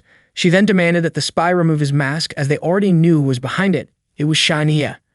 Shania removed her mask and Chalice immediately asked why she had done all of this. Shania confessed that her mission was to eliminate everyone at the Academy and destroy the kingdom of Atismata. Chalice and Tilfer were shocked by her response. Shania then activated her drag ride and suddenly the sound of a war horn echoed through the air. Both Chalice and Tilfer were stunned when they saw Shania's drag ride. Shania declared that she would bring an end to the boring duel and turn it into a real battle. Back at the duel, Celestia continued attacking Lux. She told him to surrender, pointing out that his wyvern was already starting to spiral out of control. In response, Lux launched his recoil blast attack at her. However, Celestia quickly teleported out of harm's way and countered with Starlight Deluge. Suddenly, a terrifying roar came from underground, followed by violent tremors. A giant monster emerged from beneath the earth. Lux was immediately worried about Celestia's safety. Lisha called on everyone nearby to evacuate the civilians, and the others quickly responded. Ayuri, however, was frantically searching for Filthy. Filthy, exhausted and stumbling through the forest, nearly collapsed before Raleigh caught her in an embrace. Raleigh gently reassured her, promising she would never let her be taken again, even if their enemy was the kingdom of Atismata itself. Meanwhile, the duel arena was being swallowed up by tentacles and a monstrous creature. Lux stayed close to Celestia, making sure she was safe. The enormous creature was a Ragnarok that was close to fully awakening. Celestia took responsibility for drawing the enemy to them and declared she would defeat Ragnarok on her own. Lux warned her not to act recklessly, but Celestia didn't listen. She pressed forward through the sea of tentacles trying to trap her and activated her Divine Gate attack, striking directly at Ragnarok's core. The beast fell limp, releasing a strange blue fluid. Celestia assumed that she had won. Just as she was about to collapse, Lux caught her. Suddenly, Shania appeared and praised Celestia. She asked if Celestia still hadn't had enough. Celestia was stunned by Shania's sudden reappearance and the tone of her voice. Shania declared that things weren't over yet. A sharp whistle rang out again. Lux recognized the sound and immediately suspected that the one who blew the horn was his older brother, Fuil. After hearing the sudden sound of a whistle, Ragnarok unexpectedly rose again, leaving Celestia and Lux almost unable to believe their eyes. Shania quickly launched an attack on Celestia, but Lux stepped in and blocked it. Shania called Lux a useless prince who knew nothing, then revealed that it was actually Celestia who had killed Lux's grandfather. She immediately fired another shot, hitting both Lux and Celestia. Celestia was nearly unconscious, and Lux tried to wake her up. When she came to, she apologized to Lux for not telling him the truth about Wade, his grandfather. She explained that when she was a child, she had accidentally overheard a conversation about corruption within the kingdom of Arcadia. When she reported it to Wade, who was a royal advisor at the time, he was thrown in prison and later died there. Everyone related to him by blood was also banished from the palace. Celestia remembered Wade's last words to her. He told her that she was not at fault and that she should fix everything and take his place. At that time, she too was in danger and had to flee, or so she thought. But in the end, she couldn't do it. Instead, she lied to Lux and ended up dragging him into all of this. She apologized again. Celestia believed Lux must resent her, but he shook his head. Then he revealed his black sword device. Celestia noted that it looked just like the one Luno carried.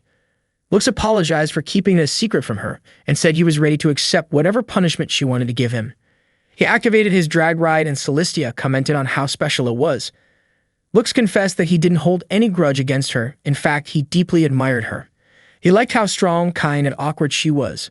He promised to protect her, and he respected her for taking his grandfather's place.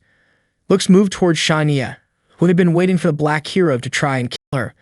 Lux easily broke the wings of Shania's drag ride, but Shania said it wasn't over yet. There was no way Lux could defeat Ragnarok. Lux didn't stop. He relentlessly slashed at Ragnarok's tentacles, which kept regenerating, but he responded just as fast, cutting them down one after another. The move he used was called End Action. Aerie explained to Nock that End Action was one of Lux's secret techniques. It allowed him to continuously give commands to his drag ride without pause, unleashing a non-stop assault. It wasn't a move that ended when interrupted, it only stopped when every last enemy had been defeated. Shania screamed that it was pointless for Lux to go all out against Ragnarok. Suddenly, Celestia pointed her weapon at Shania and urged her to surrender before the fight ended badly. Shania was confused about why Celestia was still trying to reason with her. She accused Celestia of being the perfect student, too blind to know whether she herself was good or evil. Shania even doubted whether Celestia could save her if she had to. She then turned and walked away. At that moment, Lux destroyed Ragnarok's core and collapsed from exhaustion. Suddenly, the person who had blown the whistle began laughing, surprised that Lux had actually managed to defeat Ragnarok. Shania quickly grabbed Ragnarok's core and took the whistleblower with her. The mysterious person mentioned that maybe it would have been better not to kill Ragnarok. Lux, confused, demanded to know who the whistleblower really was. The figure pulled back their hood and Lux immediately realized the person wasn't Fuyo. But this stranger knew Fuyo. The whistleblower introduced herself as Haze and said she was looking forward to seeing Lux again, because very soon she planned to bring back the tragedy from 5 years ago. Right after Shania fired one last attack at Lux and Haze vanished. After that battle, Lux treated Celestia's injuries. She thanked Lux for forgiving her, but she still felt conflicted about Luno. Lux apologized to her, but Celestia admitted she had shown a shameful side of herself and said she would not forgive Lux because in her eyes he was unfair and sneaky. Lux, however, said he would do anything for her. Even though Celestia was happy Lux had saved her, she felt unsure because she often thought she didn't deserve to be saved by anyone. She confessed that she didn't really understand how guys think or how to get close to them. Then she asked Lux to teach her, just like his grandfather had taught him. That was the condition she gave in order to accept Lux back into the Royal Knights and also allow him to return to the academy. Lux thanked her, saying that when Celestia talked to guys like that, it showed her true personality. He believed that everyone would like her and see her as a sweet girl.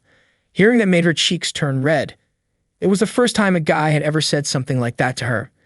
That night, Lux found himself thinking about the tragedy from 5 years ago, but unfortunately, he still couldn't remember the details. Suddenly, a tremor shook the area from beneath the ocean. R'lyeh and the other students saw it. A giant fish-shaped structure surfaced from the seafloor. R'lyeh explained that it was one of the ruins, and she would soon reveal the true purpose of their training. 9 years ago at the Royal Palace, Lux's friends accidentally knocked over a statue. To avoid getting in trouble, they blamed Filthy.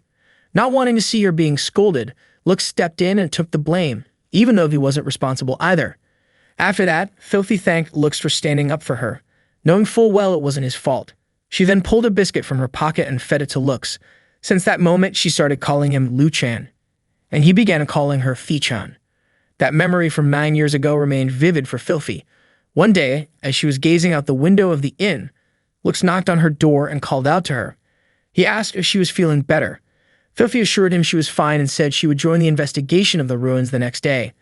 Lux gently reminded her not to push herself too hard, mentioning that he had heard from R'lyeh that Filthy had fainted the day before. She thanked him for being concerned. A little while later, Lisha came by and asked Lux to go with her for a moment. She had something she wanted to ask.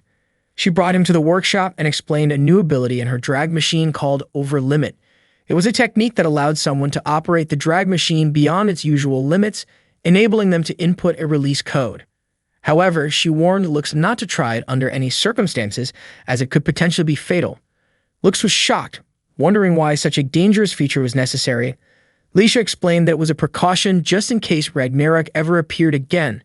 Still, she was confident things would be fine, since the Ragnarok and the ruins they were heading to had already been defeated. Despite this, Aery seemed to have a bad feeling about it. The next morning, everyone got ready for the ruins investigation.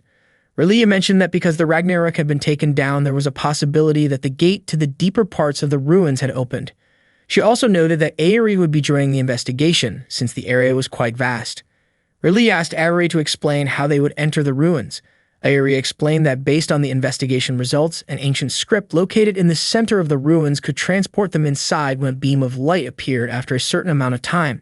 Lux, still worried about Filthy, reminded her to let him know immediately if she started feeling unwell, even just a little. Filthy smiled and told him he was always so kind to her.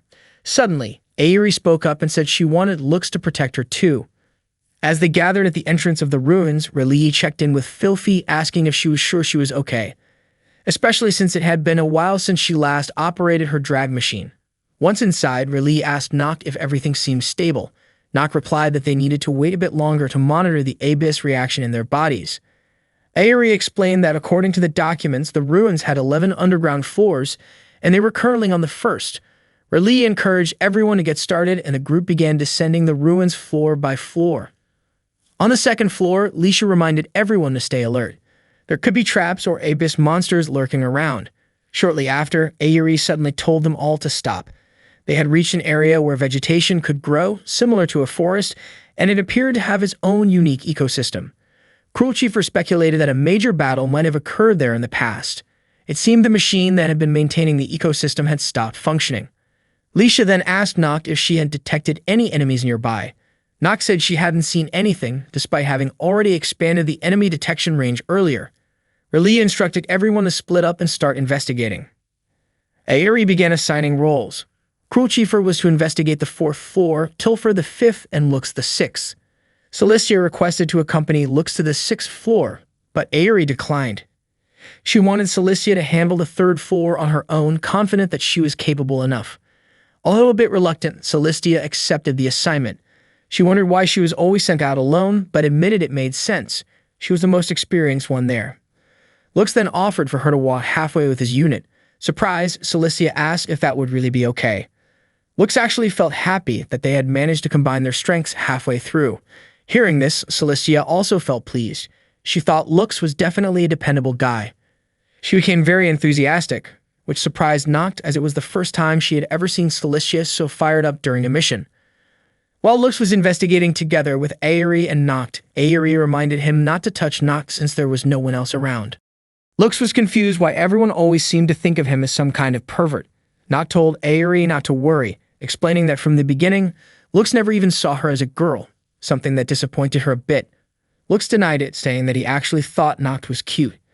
Hearing that, Noct asked which part of her body Lux found attractive.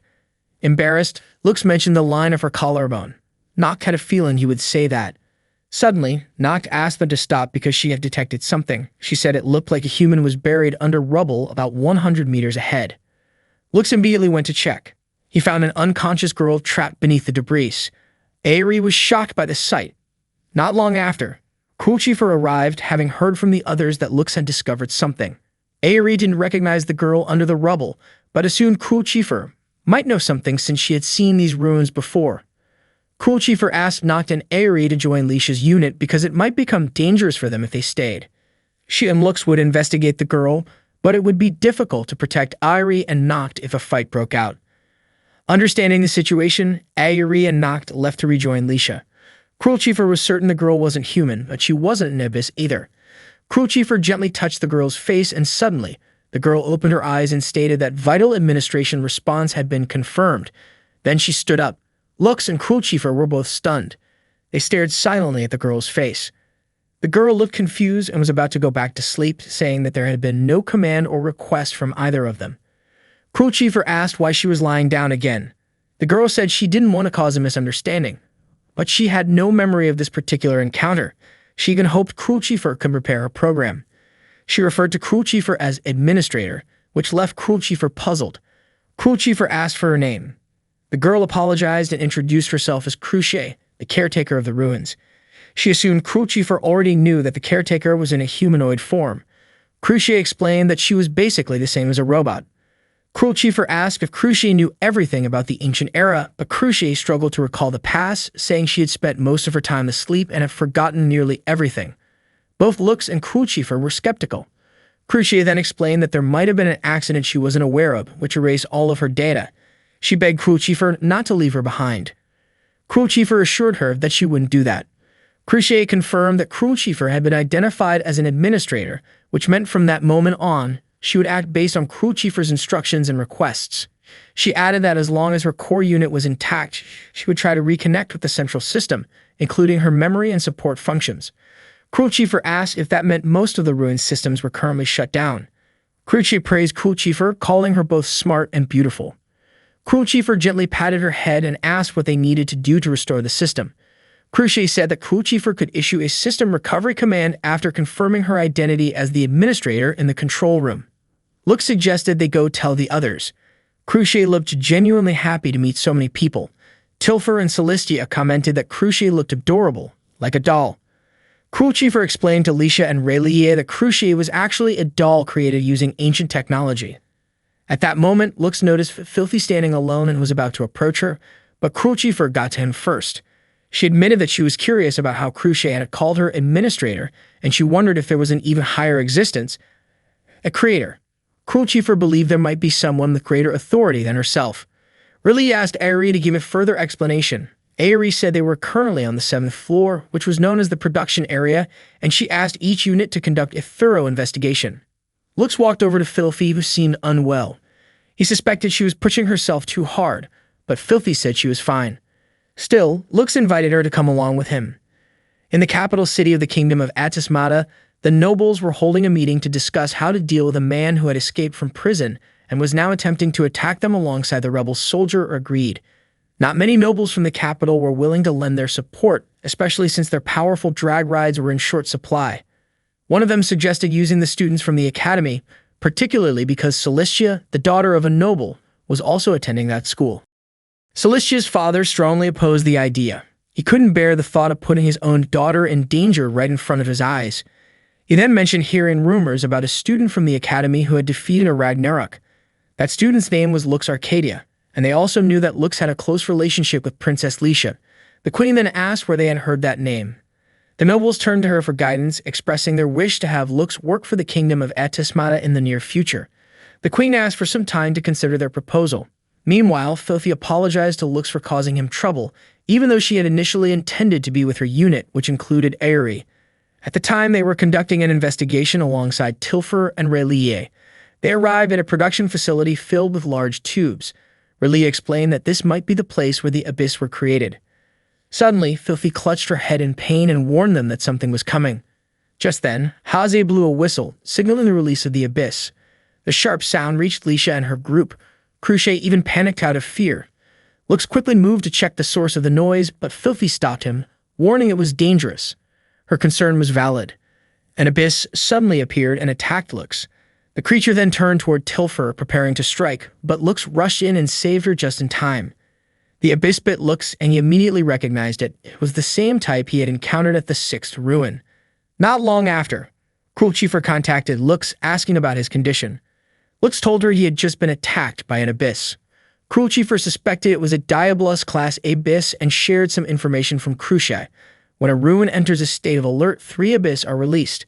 2 roam far from the ruin and 1 remains inside. These creatures are programmed to attack any nearby life forms. Lux asked Rayleigh to stop the investigation, but she refused. He was puzzled, especially since the ruin was already in an alert state. However, Rayleigh argued that the current situation was still manageable, and since they had already reached the 7th floor, turning back now would mean losing valuable time. Lux reminded her how dangerous things were, but Rayleigh insisted they push forward. Suddenly, Filthy activated her drag ride and dashed off to protect the civilians around the island. Lux decided to follow her. Before he left, Rayleigh asked Lux to keep Filthy safe, and Lux instructed Tilfer to stay and look after Rayleigh. Then he switched his drag ride to Bahamut and set off after Filthy, asking if she was alright. Filthy explained that she could sense an Abyss nearby and believed one would soon appear in the area. Lux asked if she had ever been to this island before, but before she could respond, a blinding light flashed. Lux was suddenly transported to a different dimension. There, an Abyss attacked him again. The place triggered something in Lux's memory. The Abyss landed a hit on Filthy, throwing her down. Lux quickly gathered his strength, unleashed his power, and destroyed the Abyss in an explosion. Then he went down to look for Filthy, feeling like the place was oddly familiar. It turned out to be one of the old human weapon research facilities from the era of the Arcadia Empire. Lux remembered coming there 5 years ago, and a memory of Filthy as a child resurfaced. Eventually, he found Filthy, who was visibly weak. Lux tried to carry her to a training shelter because her fever was dangerously high, but Filthy refused. She insisted that there was still an Abyss nearby. Lux gently calmed her down, promising that he would take care of the Abyss using his power. Filthy warned him that the creature was truly there. Suddenly, she grabbed Lux by the neck and began choking him. He was confused and couldn't understand why she was doing this. Filthy then opened her eyes, revealing a sinister grin as she watched Lux struggling in pain. 9 years ago, Lux once told Filthy that he would try to build a city where she and her family could live peacefully. Filthy immediately ran up to Lux and kissed him, calling it a lucky charm, meaning she hoped they would meet again someday. At that moment, she unknowingly choked Lux's neck and passed out shortly after. Suddenly, Haze showed up and approached Lux. Meanwhile, Lisha and Cruel Chieffer had successfully defeated the Abyss. Lisha said that something felt off from the moment they arrived at the training site to everything that had happened since. Cruel Chieffer was impressed because she hadn't expected Lisha to be thinking about anything else beyond her drag ride and looks. Lisha got annoyed, thinking Cruel Chieffer was making fun of her. Aerie contacted them to check if they were alright. She informed them that the drag rides belonging to Chalice and Tilfer were too damaged to be used in battle anymore. She also reported that she had discovered the door to the deepest part of the ruins. However, Cruciate pointed out that a key was needed to open the door. Aerie then asked what kind of key it was. Cruel Chieffer suggested they all leave the room for now. Back with Lux, he asked Haze why she was there. Haze revealed that if Lux killed her, Filthy would die as well. Lux didn't understand what she meant at first. Haze explained that she had implanted a Ragnarok seed inside Filthy's body. The part of her body where the seed was placed would gradually be consumed by parasites and eventually turn into an abyss. After that, Filthy wouldn't be able to resist Ragnarok's commands just like a slave. Haze suspected that Filthy had been trying to resist those commands, which explained her recent fevers and dizziness. Haze had ordered Ragnarok to kill Lux, and if Filthy kept resisting that command, she would suffer unbearable pain, as if she were in hell, and eventually be reduced to ashes. Haze then tried to strike a deal with Lux. Afterward, Lux took Filthy to the inn. He couldn't stop thinking about what Haze had said, that if things continued as they were, Filthy would die in just a few days. Haze had offered to command Ragnarok to save her, but only if Lux agreed to open the sealed door deep within the ruins. That door required a key, and Haze wanted Lux to use it. She gave him 2 days to think it over. Before Haze left, Lux asked who she really was. Haze pointed out that she had the same hair color as Lux and Fuil, but insisted that she was the original, unlike them. That night, Lux was overwhelmed and didn't know what to do. Filthy suddenly woke up and said she felt hungry. Lux helped feed her, and he noticed that she didn't remember anything from the previous day. She asked if she had caused any trouble, but Lux brushed it off. He looked into her eyes, which seemed different now. When he stepped out of her room, memories from the past came flooding back. Lux regretted not saving her back then. Relia saw Lux and invited him to talk about Filthy. Lux said that he remembered everything now, that their meeting at the academy wasn't actually the first in 7 years. The last time they saw each other had been 5 years ago on that very island. Relia also recalled how Lux had saved Filthy when she was about to be used in human experiments by the Arcadia Empire, but Filthy had already died. Lux couldn't believe it. Relia told him that Filthy had come back to life even stronger than before. Relia had also realized that her younger sister had turned into an abyss shortly after she became the headmistress at the academy. Relia believed that there might still be a way to save Filthy using knowledge from the ruins, and that she needed to go inside them herself. Lux asked if that was why Relia had brought Cruel Chieffer and the others to the island. Relia admitted that they were running out of time. No matter what it took, they had to get into the deepest part of the ruins and find a way to save Filthy, even if it cost Relia her own life. When they were little, Filthy once followed Lux to visit his mother's grave. Lux didn't understand why she did that and asked her to leave him alone. But Filthy hugged him. She did it to cheer him up, just like his mother used to. Lux cried in her arms. At present, Lux seemed lost in thought as he remembered that moment from his childhood. Lisha called his name several times, puzzled about why he was zooming out when she was in the middle of repairing his Bahamut. Lux apologized and asked if the repairs were finished.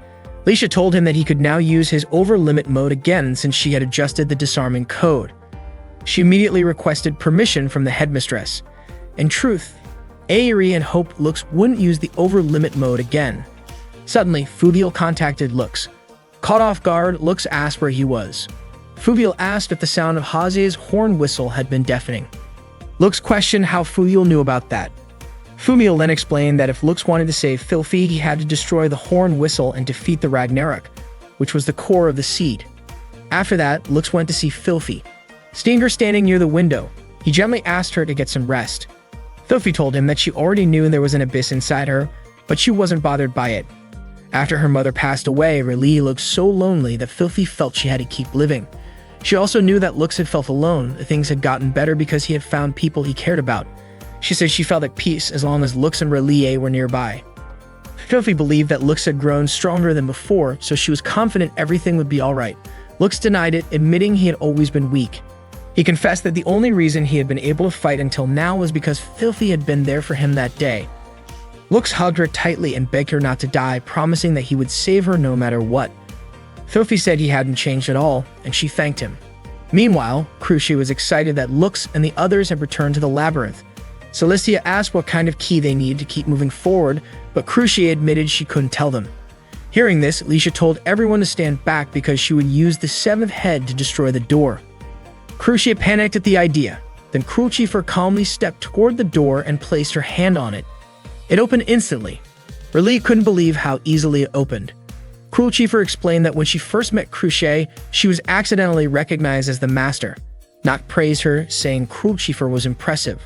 Unlike Princess Lisha, who tended to be forceful, they continued their investigation. Deep inside, they reached a place that didn't seem to store old documents about drag rides. R'lyeh began to worry that they might have made a mistake, but Crucia assured them they hadn't. She explained that she had remembered everything by that point and knew she couldn't leave them behind. She had to eliminate them all, as they were relatives of the family that had betrayed her master. Crucifer was shocked, and Lux had no idea what was going on. Not long after, Hazi appeared. She mocked Lux and the others, saying they had walked right into her plan like fools, making things easy for her. At that moment, Crucia was with Filthy, which confused R'lyeh. She didn't understand why Filthy was there. Haze explained that if she gave Filthy a direct order, she would follow it without resistance. Then Haze blew the horn whistle, and Filthy instantly activated her drag ride. Haze immediately ordered Lux and the others to be killed. In response, Lux and his friends activated their drag rides. Noct asked Ayuri and R'lyeh to move away from the fight. Crucia launched an unmanned drag ride to attack them, and it quickly went after Lux at incredible speed. Lux suspected the drag ride was using over limit. Celestia rushed in to help him, but Filthy suddenly attacked her, knocking her down. Lisha tried to use her power, but Filthy neutralized it with her missing face attack. Crucia activated Wise Blood, but Filthy quickly stopped her too. It seemed Filthy was using a unique ability from her drag ride, and in no time she bound Lisha and threw her toward Crucifer. R'lyeh warned everyone to be careful, explaining that Filthy's special ability disabled the unique powers of other drag rides. Meanwhile, Haze was about to complete her mission of placing the Ragnarok core when Fubiel suddenly appeared, commenting that Haze's plan seemed way too flashy. Haze asked why he had shown up there. Fubiel replied that he came to observe the noble activities taking place. With a mocking tone, Haze asked if Fubiel was really there just to witness his little brother's final moments. Suddenly, the sound of a horn whistle rang out. Haze turned toward the source and saw Ayuri blowing her horn whistle. She immediately blew her own, but Filthy stopped her just in time.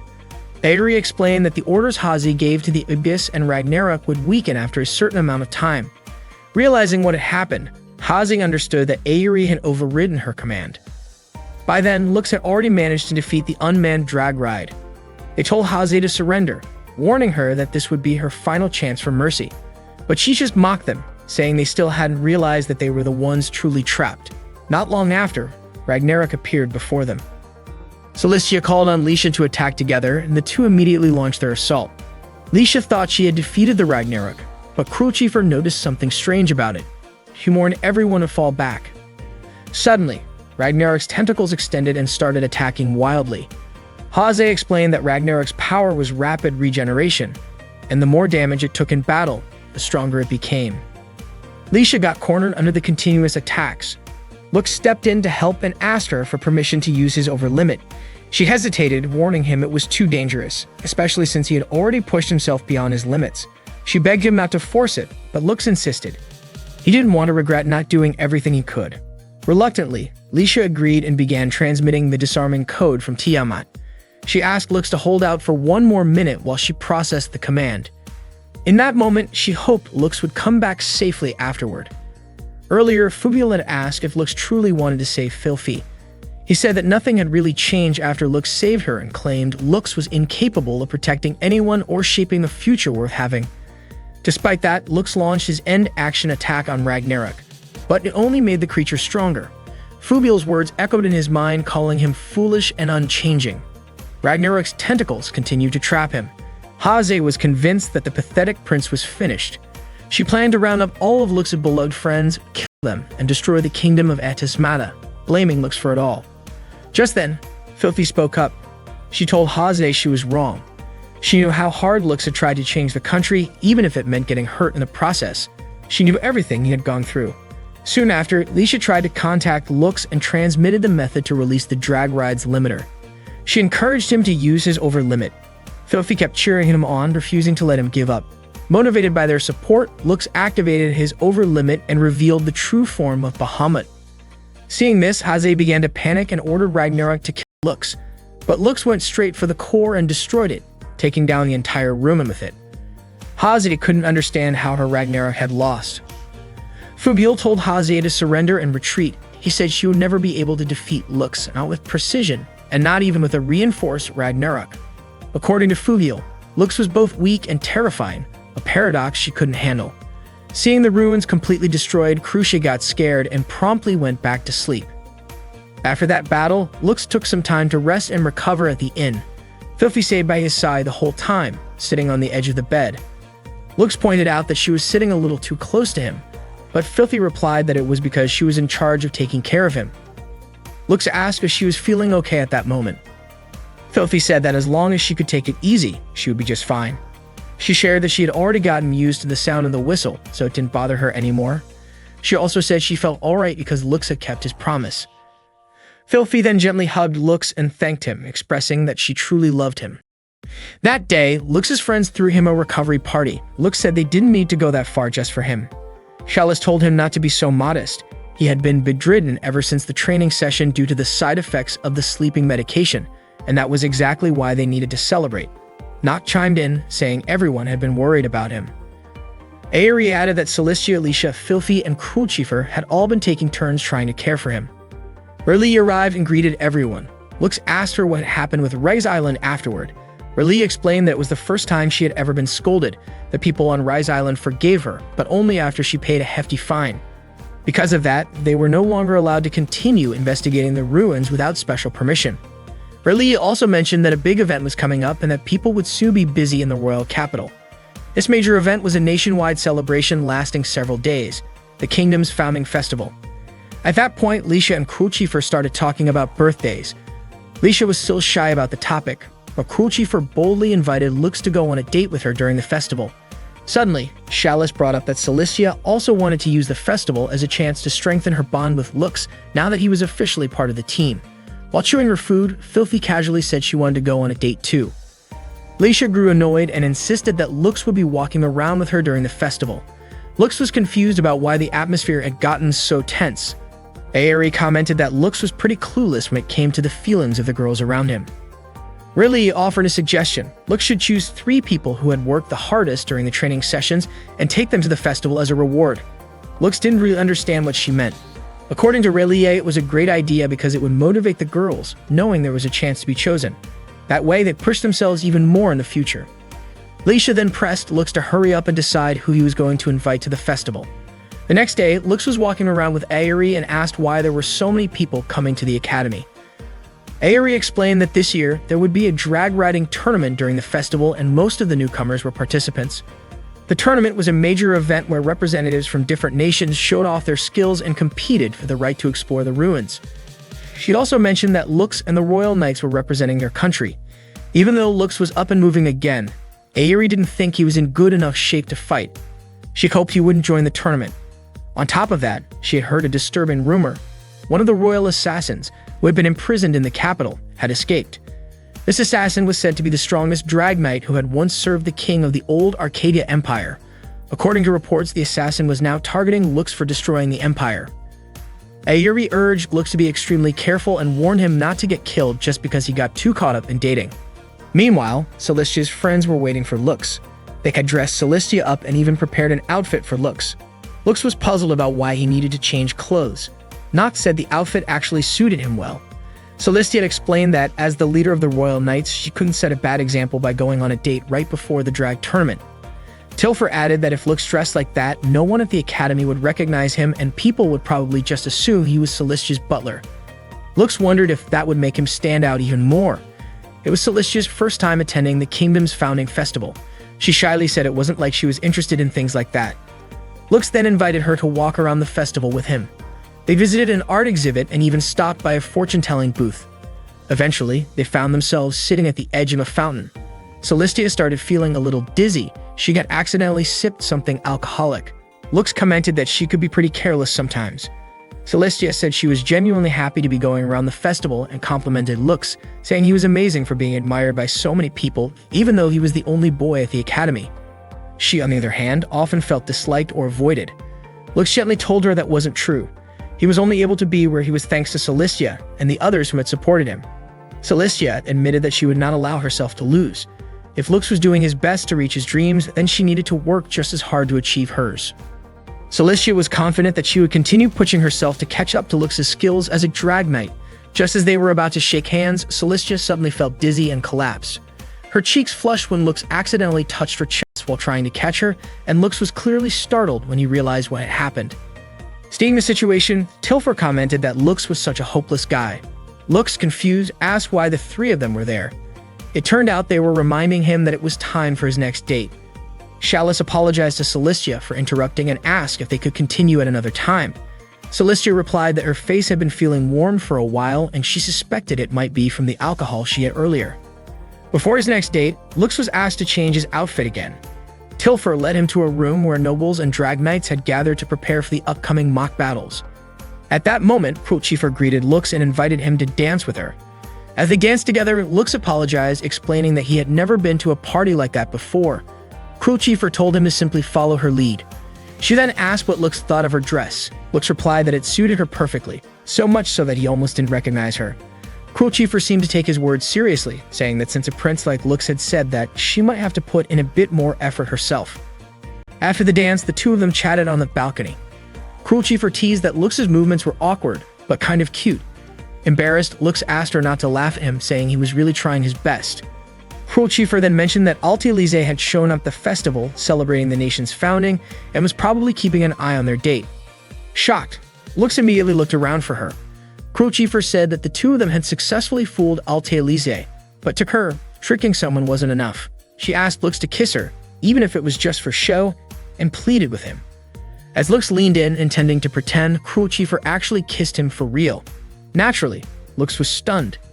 Crucifer said it was the first time Lux had kissed her and that it felt surprisingly different.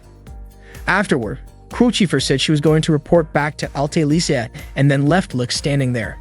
He looked visibly nervous about what had just happened. Meanwhile, Tilfer, Chalice, and Noct had seen the kiss. Chalice commented in disbelief that Celestia's rival turned out to be quite formidable. The final date was with Filthy. Lux once again changed into his academy uniform and went to meet her outside where she was already waiting.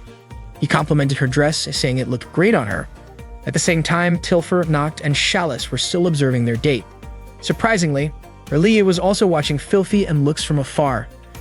Filthy brought Lux into a church room. She sat on one of the benches and gently rested Lux's head on her lap. She told him to rest, since he must have been exhausted. Filthy said that Lux always gave his all even that day, so he needed a break.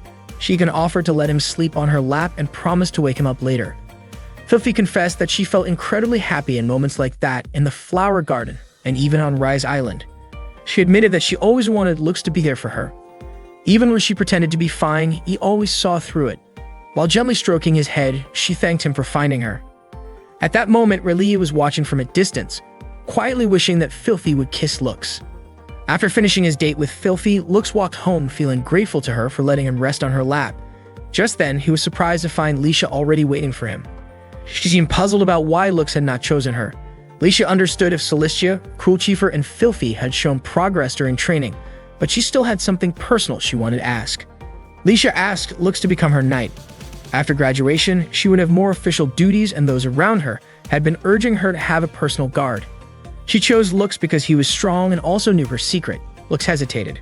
As someone from the fallen old empire, he still carried the label of a criminal, but Lisha asked him to at least think about it. She explained that on the final day of the festival, she would be giving a speech to the people, and if possible, she wanted to introduce Lux to them. So she hoped he would give her an answer on that day. After saying that, Lisha left. Lux was left wondering if he was worthy of accepting her request. The next day, Lux told Aerie that he would be joining the training because he needed to regain his strength before the upcoming drag fight. Aerie called him reckless for still accepting missions. She reminded him that the time he could safely use Bahamut was only about 20 minutes. With Wyvern, he had a bit more leeway. Lux was surprised his time was so limited. Aerie warned that pushing beyond that limit could be fatal.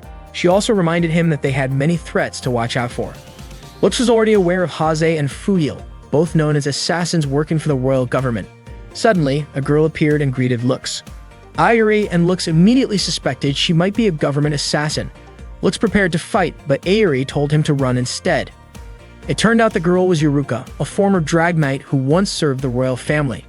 Lux asked if she had come to kill him, but to his surprise, Yuruka explained she was there to serve him. She approached Lux and declared that she had dedicated her entire life to fulfilling his wishes. Yuruka then asked what his orders were, saying she was ready to carry out any task, no matter how strange or even kill, if that was what he wanted. Her unwavering loyalty left Lux feeling flustered, especially at the thought of having someone so willing to follow his every command. Airi had to snap him out of it and reminded him to assess the situation properly. Lux told Yuruka to wait and give him some time to think. She understood and left right away. Airi warned him not to let his guard down, but Lux believed Yuruka would respect his words, so he decided to wait until the drag fight was over before taking any further action. Later, as Lux was heading to the bath, Yuruka suddenly appeared behind him. She said she wanted to wash his back and told him not to feel shy around her. Lux grew increasingly nervous when her chest pressed against his back. Yuruka claimed she was skilled at helping men recover from exhaustion. The situation made Lux scream so loudly that his friends heard him from outside. They rushed into the bathroom, shocked to find Lux with Yuruka. Noct called him indecent, and Lisha was once again in disbelief that Lux had gotten himself into such a situation. Lux tried to explain that it was all a misunderstanding. That night, Lux took Yuruka out for a walk to have a proper talk. Yuruka asked if he wanted to discuss what had happened in the bathroom. Lux replied that calming everyone down had been a real hassle. He then asked why Yuruka had chosen to serve him. Lux had done some research and learned that she was a drag knight from a country that once tried to conquer Arcadia. She had made a contract with Lux's father and joined the royal army.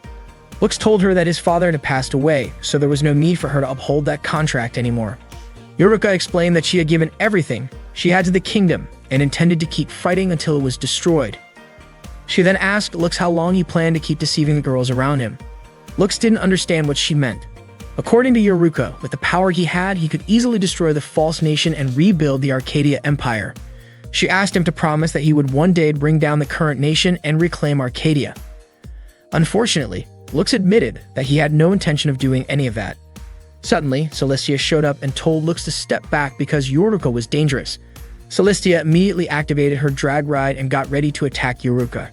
Yuruka, in response, activated her own drag ride known as the Night Sword Goddess. Lux was caught off guard. He hadn't expected Yuruka to possess such a unique drag ride. Out of nowhere, Lisha launched an attack at Yuruka, but Yuruka easily deflected it. Right then, Filthy and Crucifer arrived to join the fight. Filthy quickly managed to bind Yuruka's drag ride arm, but suddenly, Yuruka manipulated Filthy into attacking Crucifer instead. Seeing that, Lisha was shocked and confused about why Filthy would strike her own friend. Things escalated further when Lisha's legion also began attacking Celestia. Crucifer warned everyone to stay alert. It seemed like Yuruka had the ability to manipulate the enemy's drag ride. Yuruka then said she was ready to end the fight and circled back to the conversation she had started earlier with Lux. Her loyalty hadn't changed, and as proof, she offered to share a valuable secret with him. A plan involving the fate of the country, if Lux agreed to come with her. Before leaving, Yuruka said she was really looking forward to Lux's answer the next time they met. At that moment, Lux still had no idea what Yuruka was really planning. That day, Lisha was practicing a speech for the National Founding Festival. She felt exhausted from all the practice and collapsed onto her bed. Suddenly, Lux entered her room responding to a call she had made earlier. Lisha told him she had been practicing her speech because it was her duty to speak during the upcoming national celebration. She admitted she wasn't used to it at all. Even though it wasn't the first time she had acknowledged herself as a queen, she still felt extremely nervous. She then said she planned to make an announcement about something she had asked Lux before, and that everything depended on his answer. Earlier, Lisha had asked Lux to become her knight. Meanwhile, Haze was with Yuruka and Shania when a girl suddenly appeared and called Haze her creator. The girl reported that the activation and calibration of the ruins had been completed. Her name was Fajula. Haze ordered her to proceed with the mission as planned. After Yuruka left, Shania asked if Haze really trusted the girl. Haze reassured her that Yuruka wouldn't betray them because Fajula was nothing more than a tool. At the same time, Lux and Airi were summoned by Nauf and several high-ranking nobles to a meeting room, where they discussed matters that could not be revealed to the public, specifically a plan to reclaim the kingdom. Nox suspected that the survivors of the Arcadia Kingdom had been gathering and were now preparing something. One of the leaders of this movement was said to be Regreed. According to rumors, their plan was to strike right after the Drag Night tournament ended during the national festival, precisely when the country's defenses would be at their weakest. Lux asked what he and Aerie were supposed to do. It turned out that they wanted Lux to be the trump card in the operation to retake the kingdom. Based on intelligence from the royal spies, around 100 Abyss creatures were already hiding in abandoned villages. Celestia's father explained that those Abyss remained calm only because of the power of the horn whistle. He asked Lux to destroy it before the rebel army made their move. They also wanted Lux to act as bait to lure out all 100 Abyss. Naturally, Aerie was against this, thinking it was far too dangerous. But now stated that if Lux and Aerie agreed to cooperate, then Lux, Aerie, and R'lyeh would be cleared of all charges. Lux accepted the deal. In addition, the nobles also expected him to win the upcoming Drag Night battle. If he failed, they wouldn't be able to take action. Aerie said the offer didn't make sense, but Lux responded that he didn't mind. He agreed to both serve as bait and win the Drag Night match. After the meeting, Lux and Aerie returned by carriage. On the way home, heavy rain poured down and Aerie looked visibly cold and upset. Lux thanked her for still worrying about him. Aerie was confused as to why Lux didn't just say he couldn't use Bahamut. She reminded him that he already knew the time limit for using Bahamut. Lux was indeed aware that it only lasted 20 minutes, but he felt someone had to do it. He believed there had to be a way even in his current state. Aerie had already anticipated this would happen. She thought that by staying close to him, she could protect her older brother. Lux apologized for always making her worry. The next day, Lux asked Lisha to upgrade his wyvern with features similar to an aircraft to help him win the Drag Night tournament. Lisha was surprised that he was going through so much trouble. Lux wasn't sure if it would help, but he still asked her to do it. She agreed and said that designing custom functions like that was her specialty. Lux thanked her, and she blushed, saying that she hoped he would bring victory to the new kingdom in the tournament tomorrow. At that moment, Yuruka was secretly watching them. She quickly ran away when Lux turned toward her. As expected, Yuruka appeared and greeted him. That night, Yuruka told Lux that he had let his guard down. Since he was the last remaining noble of the Arcadia Kingdom, she believed he needed proper protection. She said she would be happy if Lux could rely on her without hesitation, especially since she had never had any intention of betraying him. Lux asked Yuruka why she still upheld their contract even though the Arcadia Kingdom no longer existed. Yuruka admitted that she simply wanted to keep a promise she made to her younger brother. She explained that she had a unique ability to sense those who craved bloodshed and could eliminate them without hesitation. Even her own father had called her an emotionless monster. Yuruka shared that her father died of illness, leaving her and her younger brother to inherit their land. Unlike Yuruka, her younger brother was often sick, but had a very kind heart. He did his best to protect their nation and its people, but above all else, he tried to protect Yuruka. Lux remembered Yuruka once saying that her country was destroyed by the Arcadia Kingdom, and he asked whether his father had taken her brother hostage and made a contract with her. Yuruka responded that if Lux would forgive her for being blunt, he reminded her a lot of her younger brother, even though their hair, eyes, power, and everything else were completely different. She said that her brother had been killed, but she clarified that she didn't keep the contract because of him. To her, the contract was a symbol of loyalty, something she could still give to her brother even after his death. Yuruka then revealed her intention to destroy the kingdom of Atismata as part of fulfilling the contract made with Lux's father. She demanded an answer from Lux right then and there, asking what he planned to do about the country. Lux admitted that despite everything, he couldn't grant Yuruka's wish. Just as he was about to explain his reasons, Yuruka cut him off, declaring that he had become her enemy. Before leaving, Yuruka warned Lux to be careful in the drag fighting match the next day. She even told him not to die, and not until she was the one to end him. The next day marked the beginning of the drag fighting tournament, which would last for 2 full days. That morning, R'lyeh thanked the students for everything they had done on Rice Island. She encouraged them to fight for themselves, not for the kingdom of Atismata. The first day of the tournament was dedicated to solo matches, while the second day would be for team battles.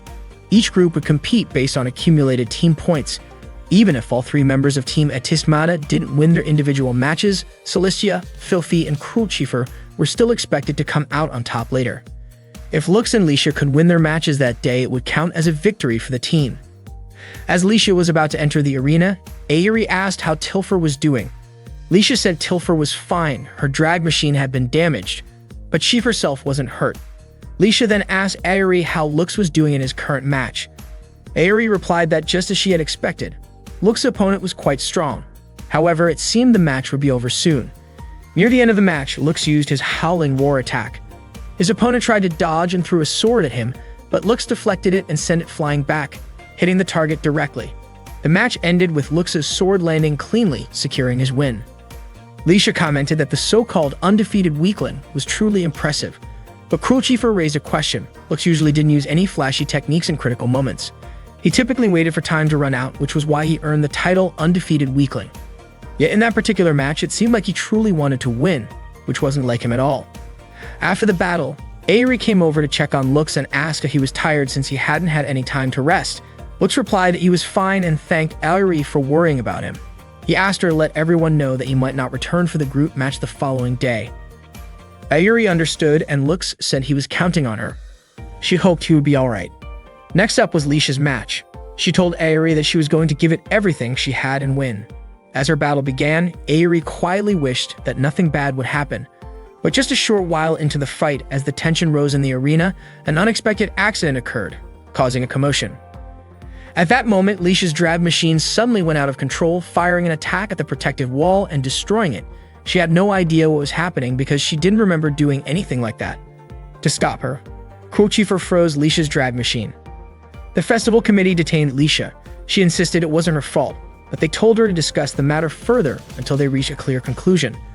Licia pleaded with them to listen because she truly hadn't done anything. Cruel Chiefur gently asked her to calm down since they still didn't fully understand what was going on. Meanwhile, Lux was on his way to an uninhabited village. On the way there, he was suddenly attacked by Shania, who opened fire on him without warning. Lux quickly dodged the shots, responding with swift counterattacks. Shania praised him, saying that despite the surprise, he didn't back down and struck back immediately. Lux then asked whether she was the one who had brought the Abyss creatures to that location. Shania replied that she was only giving him a taste of everything he had done back on the island. After saying that, she blew into her horn-shaped whistle, summoning the Abyss to attack Lux. The Abyss launched a relentless assault, chasing him no matter where he went. Lux intentionally led them to a pre-planned location where the royal forces were already lying in wait. There, the soldiers opened fire on the Abyss. Once the trap succeeded, Lux met with the kingdom's commander and reported that his mission as bait was complete. The commander of the capital forces told Lux to get some rest so he could recover, while the attack on the Abyss continued. Back in the capital, Licia sat in a holding cell, lost in thought. Around the same time, Aery told her friends the truth, that Lux had volunteered to be the bait. She apologized for keeping it a secret from everyone. Celestia said that was a reckless decision, and they needed to catch up to Lux right away. But Aery reminded them that one of the original conditions given by the kingdom of Atismata was to win the group drag battle. So if they abandoned that match tomorrow, everything would be for nothing. Filthy blamed herself, saying this was all because of her and Relie. However, Aery denied it, explaining that Lux's real goal was to protect everyone else from danger, and that was one of his bad habits. He always took everything upon himself. Cruel Chiefur said that in order to lighten the burden Lux was carrying with this mission, they had to face the situation right in front of them. Aery firmly believed that someone had tampered with Licia's drag machine, and she was convinced that the one behind it was Yuruka, the kingdom's assassin. According to Celestia, Yuruka's divine sword ability, God of the Night, gave her the power to control her opponent's drag machine. Cruel Chiefur suggested they find and capture Yuruka before anyone else got hurt, and also to clear Licia's name. While Lux was resting, he suddenly started thinking about Shania's sudden disappearance. It felt like he had overlooked something important. He got up, startled by the sound of explosions. When he stepped outside, he found the place already in ruins. He quickly asked the kingdom's commander what was going on. It turned out they were under attack by rebel forces, just like when they had fought the Abyss earlier. Lux was confused, since the rebel army wasn't supposed to arrive until after the drag battle ended. The capital commander explained that the main royal forces had already retreated, and that the next battlefield would be across Feed. Meanwhile, Cruel Chiefur and the others still hadn't found Yuruka, and dawn was approaching. Suddenly, Noct came with news. The drag battle for that day had been officially postponed due to an emergency declaration. That meant the northwestern defense line of the royal capital had been breached and enemy forces were heading their way. At that moment, Aery was deeply worried about her older brother. Meanwhile, Lux was doing his best to strike the rebel forces, who turned out to be led by Ragreed. Ragreed declared that the capital of the kingdom was destined to fall, and when that happened, he would carry on the will of the Arcadia Empire and claim the throne as the new king of the land. Lux called them a pathetic group. From his perspective, it was impossible that such a large force was made up solely of survivors from Arcadia. Most of them were clearly from enemy nations targeting Atismata. He asked if Ragreed really didn't realize that he was just being used and toyed with. Ragreed burst out laughing. He said he didn't care about that. His plan was to declare himself king, take over the country, and do whatever he pleased with its resources. He even said he would exploit the foolish citizens and use everything through force. Lux firmly vowed he would never let that happen. Ragreed mocked him in return, calling him a pathetic prince. Without hesitation, Lux launched an attack. Ragreed quickly realized that Lux couldn't summon Bahamut at that moment and took the opportunity to inform him that an even greater disaster was approaching the kingdom of Etismata, something more powerful than Ragnarok. It turned out that the giant soldier from the fifth ruin had appeared. Lux could see the massive figure from a distance. Ragreed sneered and asked whether Lux's wyvern could actually do anything against a giant soldier and a rebel army. At that moment, Lux remembered what Aery had told him earlier about the time limit on his ability. He used Bahamut. To Lux, that was the only option he had left to choose. A giant soldier was marching toward the Crossfield fortress while Lux was still engaged in battle with Ragreed and the Abyss. Ragreed relentlessly pursued Lux, taunting him by saying that they had all walked right into a trap, as the giant soldier would soon arrive at Crossfield. He added that Lux would no longer be able to use his Bahamut for much longer, since time was running out. It was then that Lux realized Ragreed's real goal had been to draw him into a prolonged fight just to waste his time. Ragreed looked thrilled, convinced that Lux would be defeated soon. Lux launched his Howling Roar attack, but Ragreed easily deflected it. He then drew his sword and shattered Lux's drag ride, smashing it into pieces. However, Ragreed was surprised to discover that the destroyed arm did not actually belong to Bahamut. Ragreed hadn't expected there to be two Bahamuts. Lux explained that the one destroyed was merely a wyvern disguised in Bahamut armor, and that no matter what, he would keep coming up with ways to strike back. Hearing that, Ragreed became furious. Lux quickly escaped, heading off to stop the giant soldier approaching Crossfield. Meanwhile, the giant soldier had nearly reached the city, causing panic among the citizens. Lux immediately contacted Aery, who was relieved to hear from him and quickly asked about his condition. Aery informed him that Lisha was being held captive. At that time, Shania approached Lisha in her cell, deliberately showing her the advancing giant soldier and the Abyss. In the control room of the giant soldier, Haze ordered Fajula to destroy everything. The soldier was armed with a variety of weapons capable of firing in multiple directions simultaneously.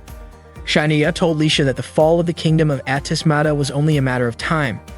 She urged Lisha as queen to surrender the kingdom to prevent further casualties, but Lisha refused, saying she would never hand the kingdom over to people like Shania and Haze. Shania warned her not to act so self-righteously, bringing up the fact that she had once betrayed the kingdom of Arcadia herself. Shania then ordered her two subordinates to restrain Lisha, claiming that there was something interesting hidden on her stomach. At that moment, all Lisha could do was hope someone would come to her rescue. Suddenly, the wall of her cell was blown apart, and Lux appeared, coming to save her. Seeing Lux, Shania and her two subordinates quickly fled. Lux apologized for arriving late. Lisha admitted she felt embarrassed to face him. She said she had lost control during the battle between Drag Knights and was now hated by her own kingdom. Lux suspected that Haze had orchestrated everything, and Lisha agreed, though she was still upset that everyone was fighting for Etismata, and yet she had made all of Lux's efforts meaningless. Lux thanked her for always thinking of him. But to him, it didn't matter. Even if he was never accepted by that kingdom or by the world, he could still keep fighting as long as Lisha accepted him. And right now, he truly needed her help. He handed Lisha her sword device and assured her that together, they could protect their kingdom. At the same time, Haze broadcasted a message claiming their side had already won and demanded that the new kingdom's forces surrender immediately. Just then, a barrage of attacks rained down on the giant soldier. It was Cruelchifer, launching an assault with her Fafnir. Haze declared that no matter how Cruelchifer tried to evade it, there was nowhere left for her to hide. She ordered the cannons to target her, but before they could fire, Filthy appeared, using chains to restrain the giant soldier's arm. Haze doubted whether they could actually stop her powerful weapon, but Cruelchifer kept firing while Filthy held on with all her strength. Suddenly, Lisha joined the battle, launching a spray shot attack at the giant soldier. Haze scoffed and asked if Lisha had come just to humiliate herself. Lisha, burning with anger, promised she would make Haze pay for what she had done to the kingdom. Haze remained skeptical that Lisha could stop the giant soldier with tactics like that. Lisha was trembling with fear, but Lux quickly took her hand. He told her he was going to strengthen his reload on fire and Tiamat's spray shot. Lisha hesitated, unsure if they could actually pull it off, but Lux kept reassuring her. The two of them launched their combo attack from above. Lux gave Filthy the signal to pull the trap and told Cruelchifer to fire her freezing cannon. The combined attacks froze the giant soldier in place. Fadula informed Haze that it would take more than 10 minutes to restore the unit to its original state. Aery pointed out that while Lux did succeed, there were still rebel forces within the city. Lux asked Filthy and Cruel Chieffer to handle the gargoyles and rebels who had already taken over parts of the city, while he and Lisha would enter the giant soldier. Filthy reminded Lux to be careful. Lisha, feeling unusually confident, admitted that something felt different. She felt stronger whenever she was with Lux. Out of nowhere, the entire city split in two. It turned out that Haze had emerged from underground, piloting her unique drag ride known as Nidhogg. At the same time, Cruel Chieffer and Filthy were engaged in fierce combat against the Abyss creatures and rebel troops. Meanwhile, Shania barged into the royal capital's conference chamber to take noble hostages. Suddenly, Celestia appeared, confronting her. She said she wasn't there for revenge, but to take responsibility. Celestia immediately attacked, saying she once thought she knew Shania, but realized now that she knew nothing at all. That was why she had to settle everything right there. Shania countered with her astral line attack, while Lisha was battling Haze elsewhere. Lisha demanded to know who Haze really was and what she wanted. Haze replied that she planned to destroy the kingdom and execute Lisha. Using her power, Haze threw Lisha down hard and mocked her, asking if that was all she had. But then Haze suddenly noticed that Lux was nowhere nearby. She assumed he must have gone into the control room of the giant soldier. Lisha shouted that Haze was unworthy to face the Black Hero, because she alone would be enough to defeat her. Lisha hurled her legion at Haze, launching another wave of attacks. Meanwhile, Lux was still searching for the entrance to the giant soldier when Yoruka appeared, blocking his path. Yoruka told him that she had to defeat him to revive the kingdom of Arcadia for the sake of her younger brother. Lux said he might have finally found his reason to fight her, because he wanted to save Yoruka. That made Yoruka laugh, and she immediately lunged at him. During the battle, Lux asked why Yoruka was so loyal to the Arcadia kingdom. She told him, just as she had before, that she was bound by a contract, one that she followed for her younger brother's sake. Lux then asked why her brother had been killed.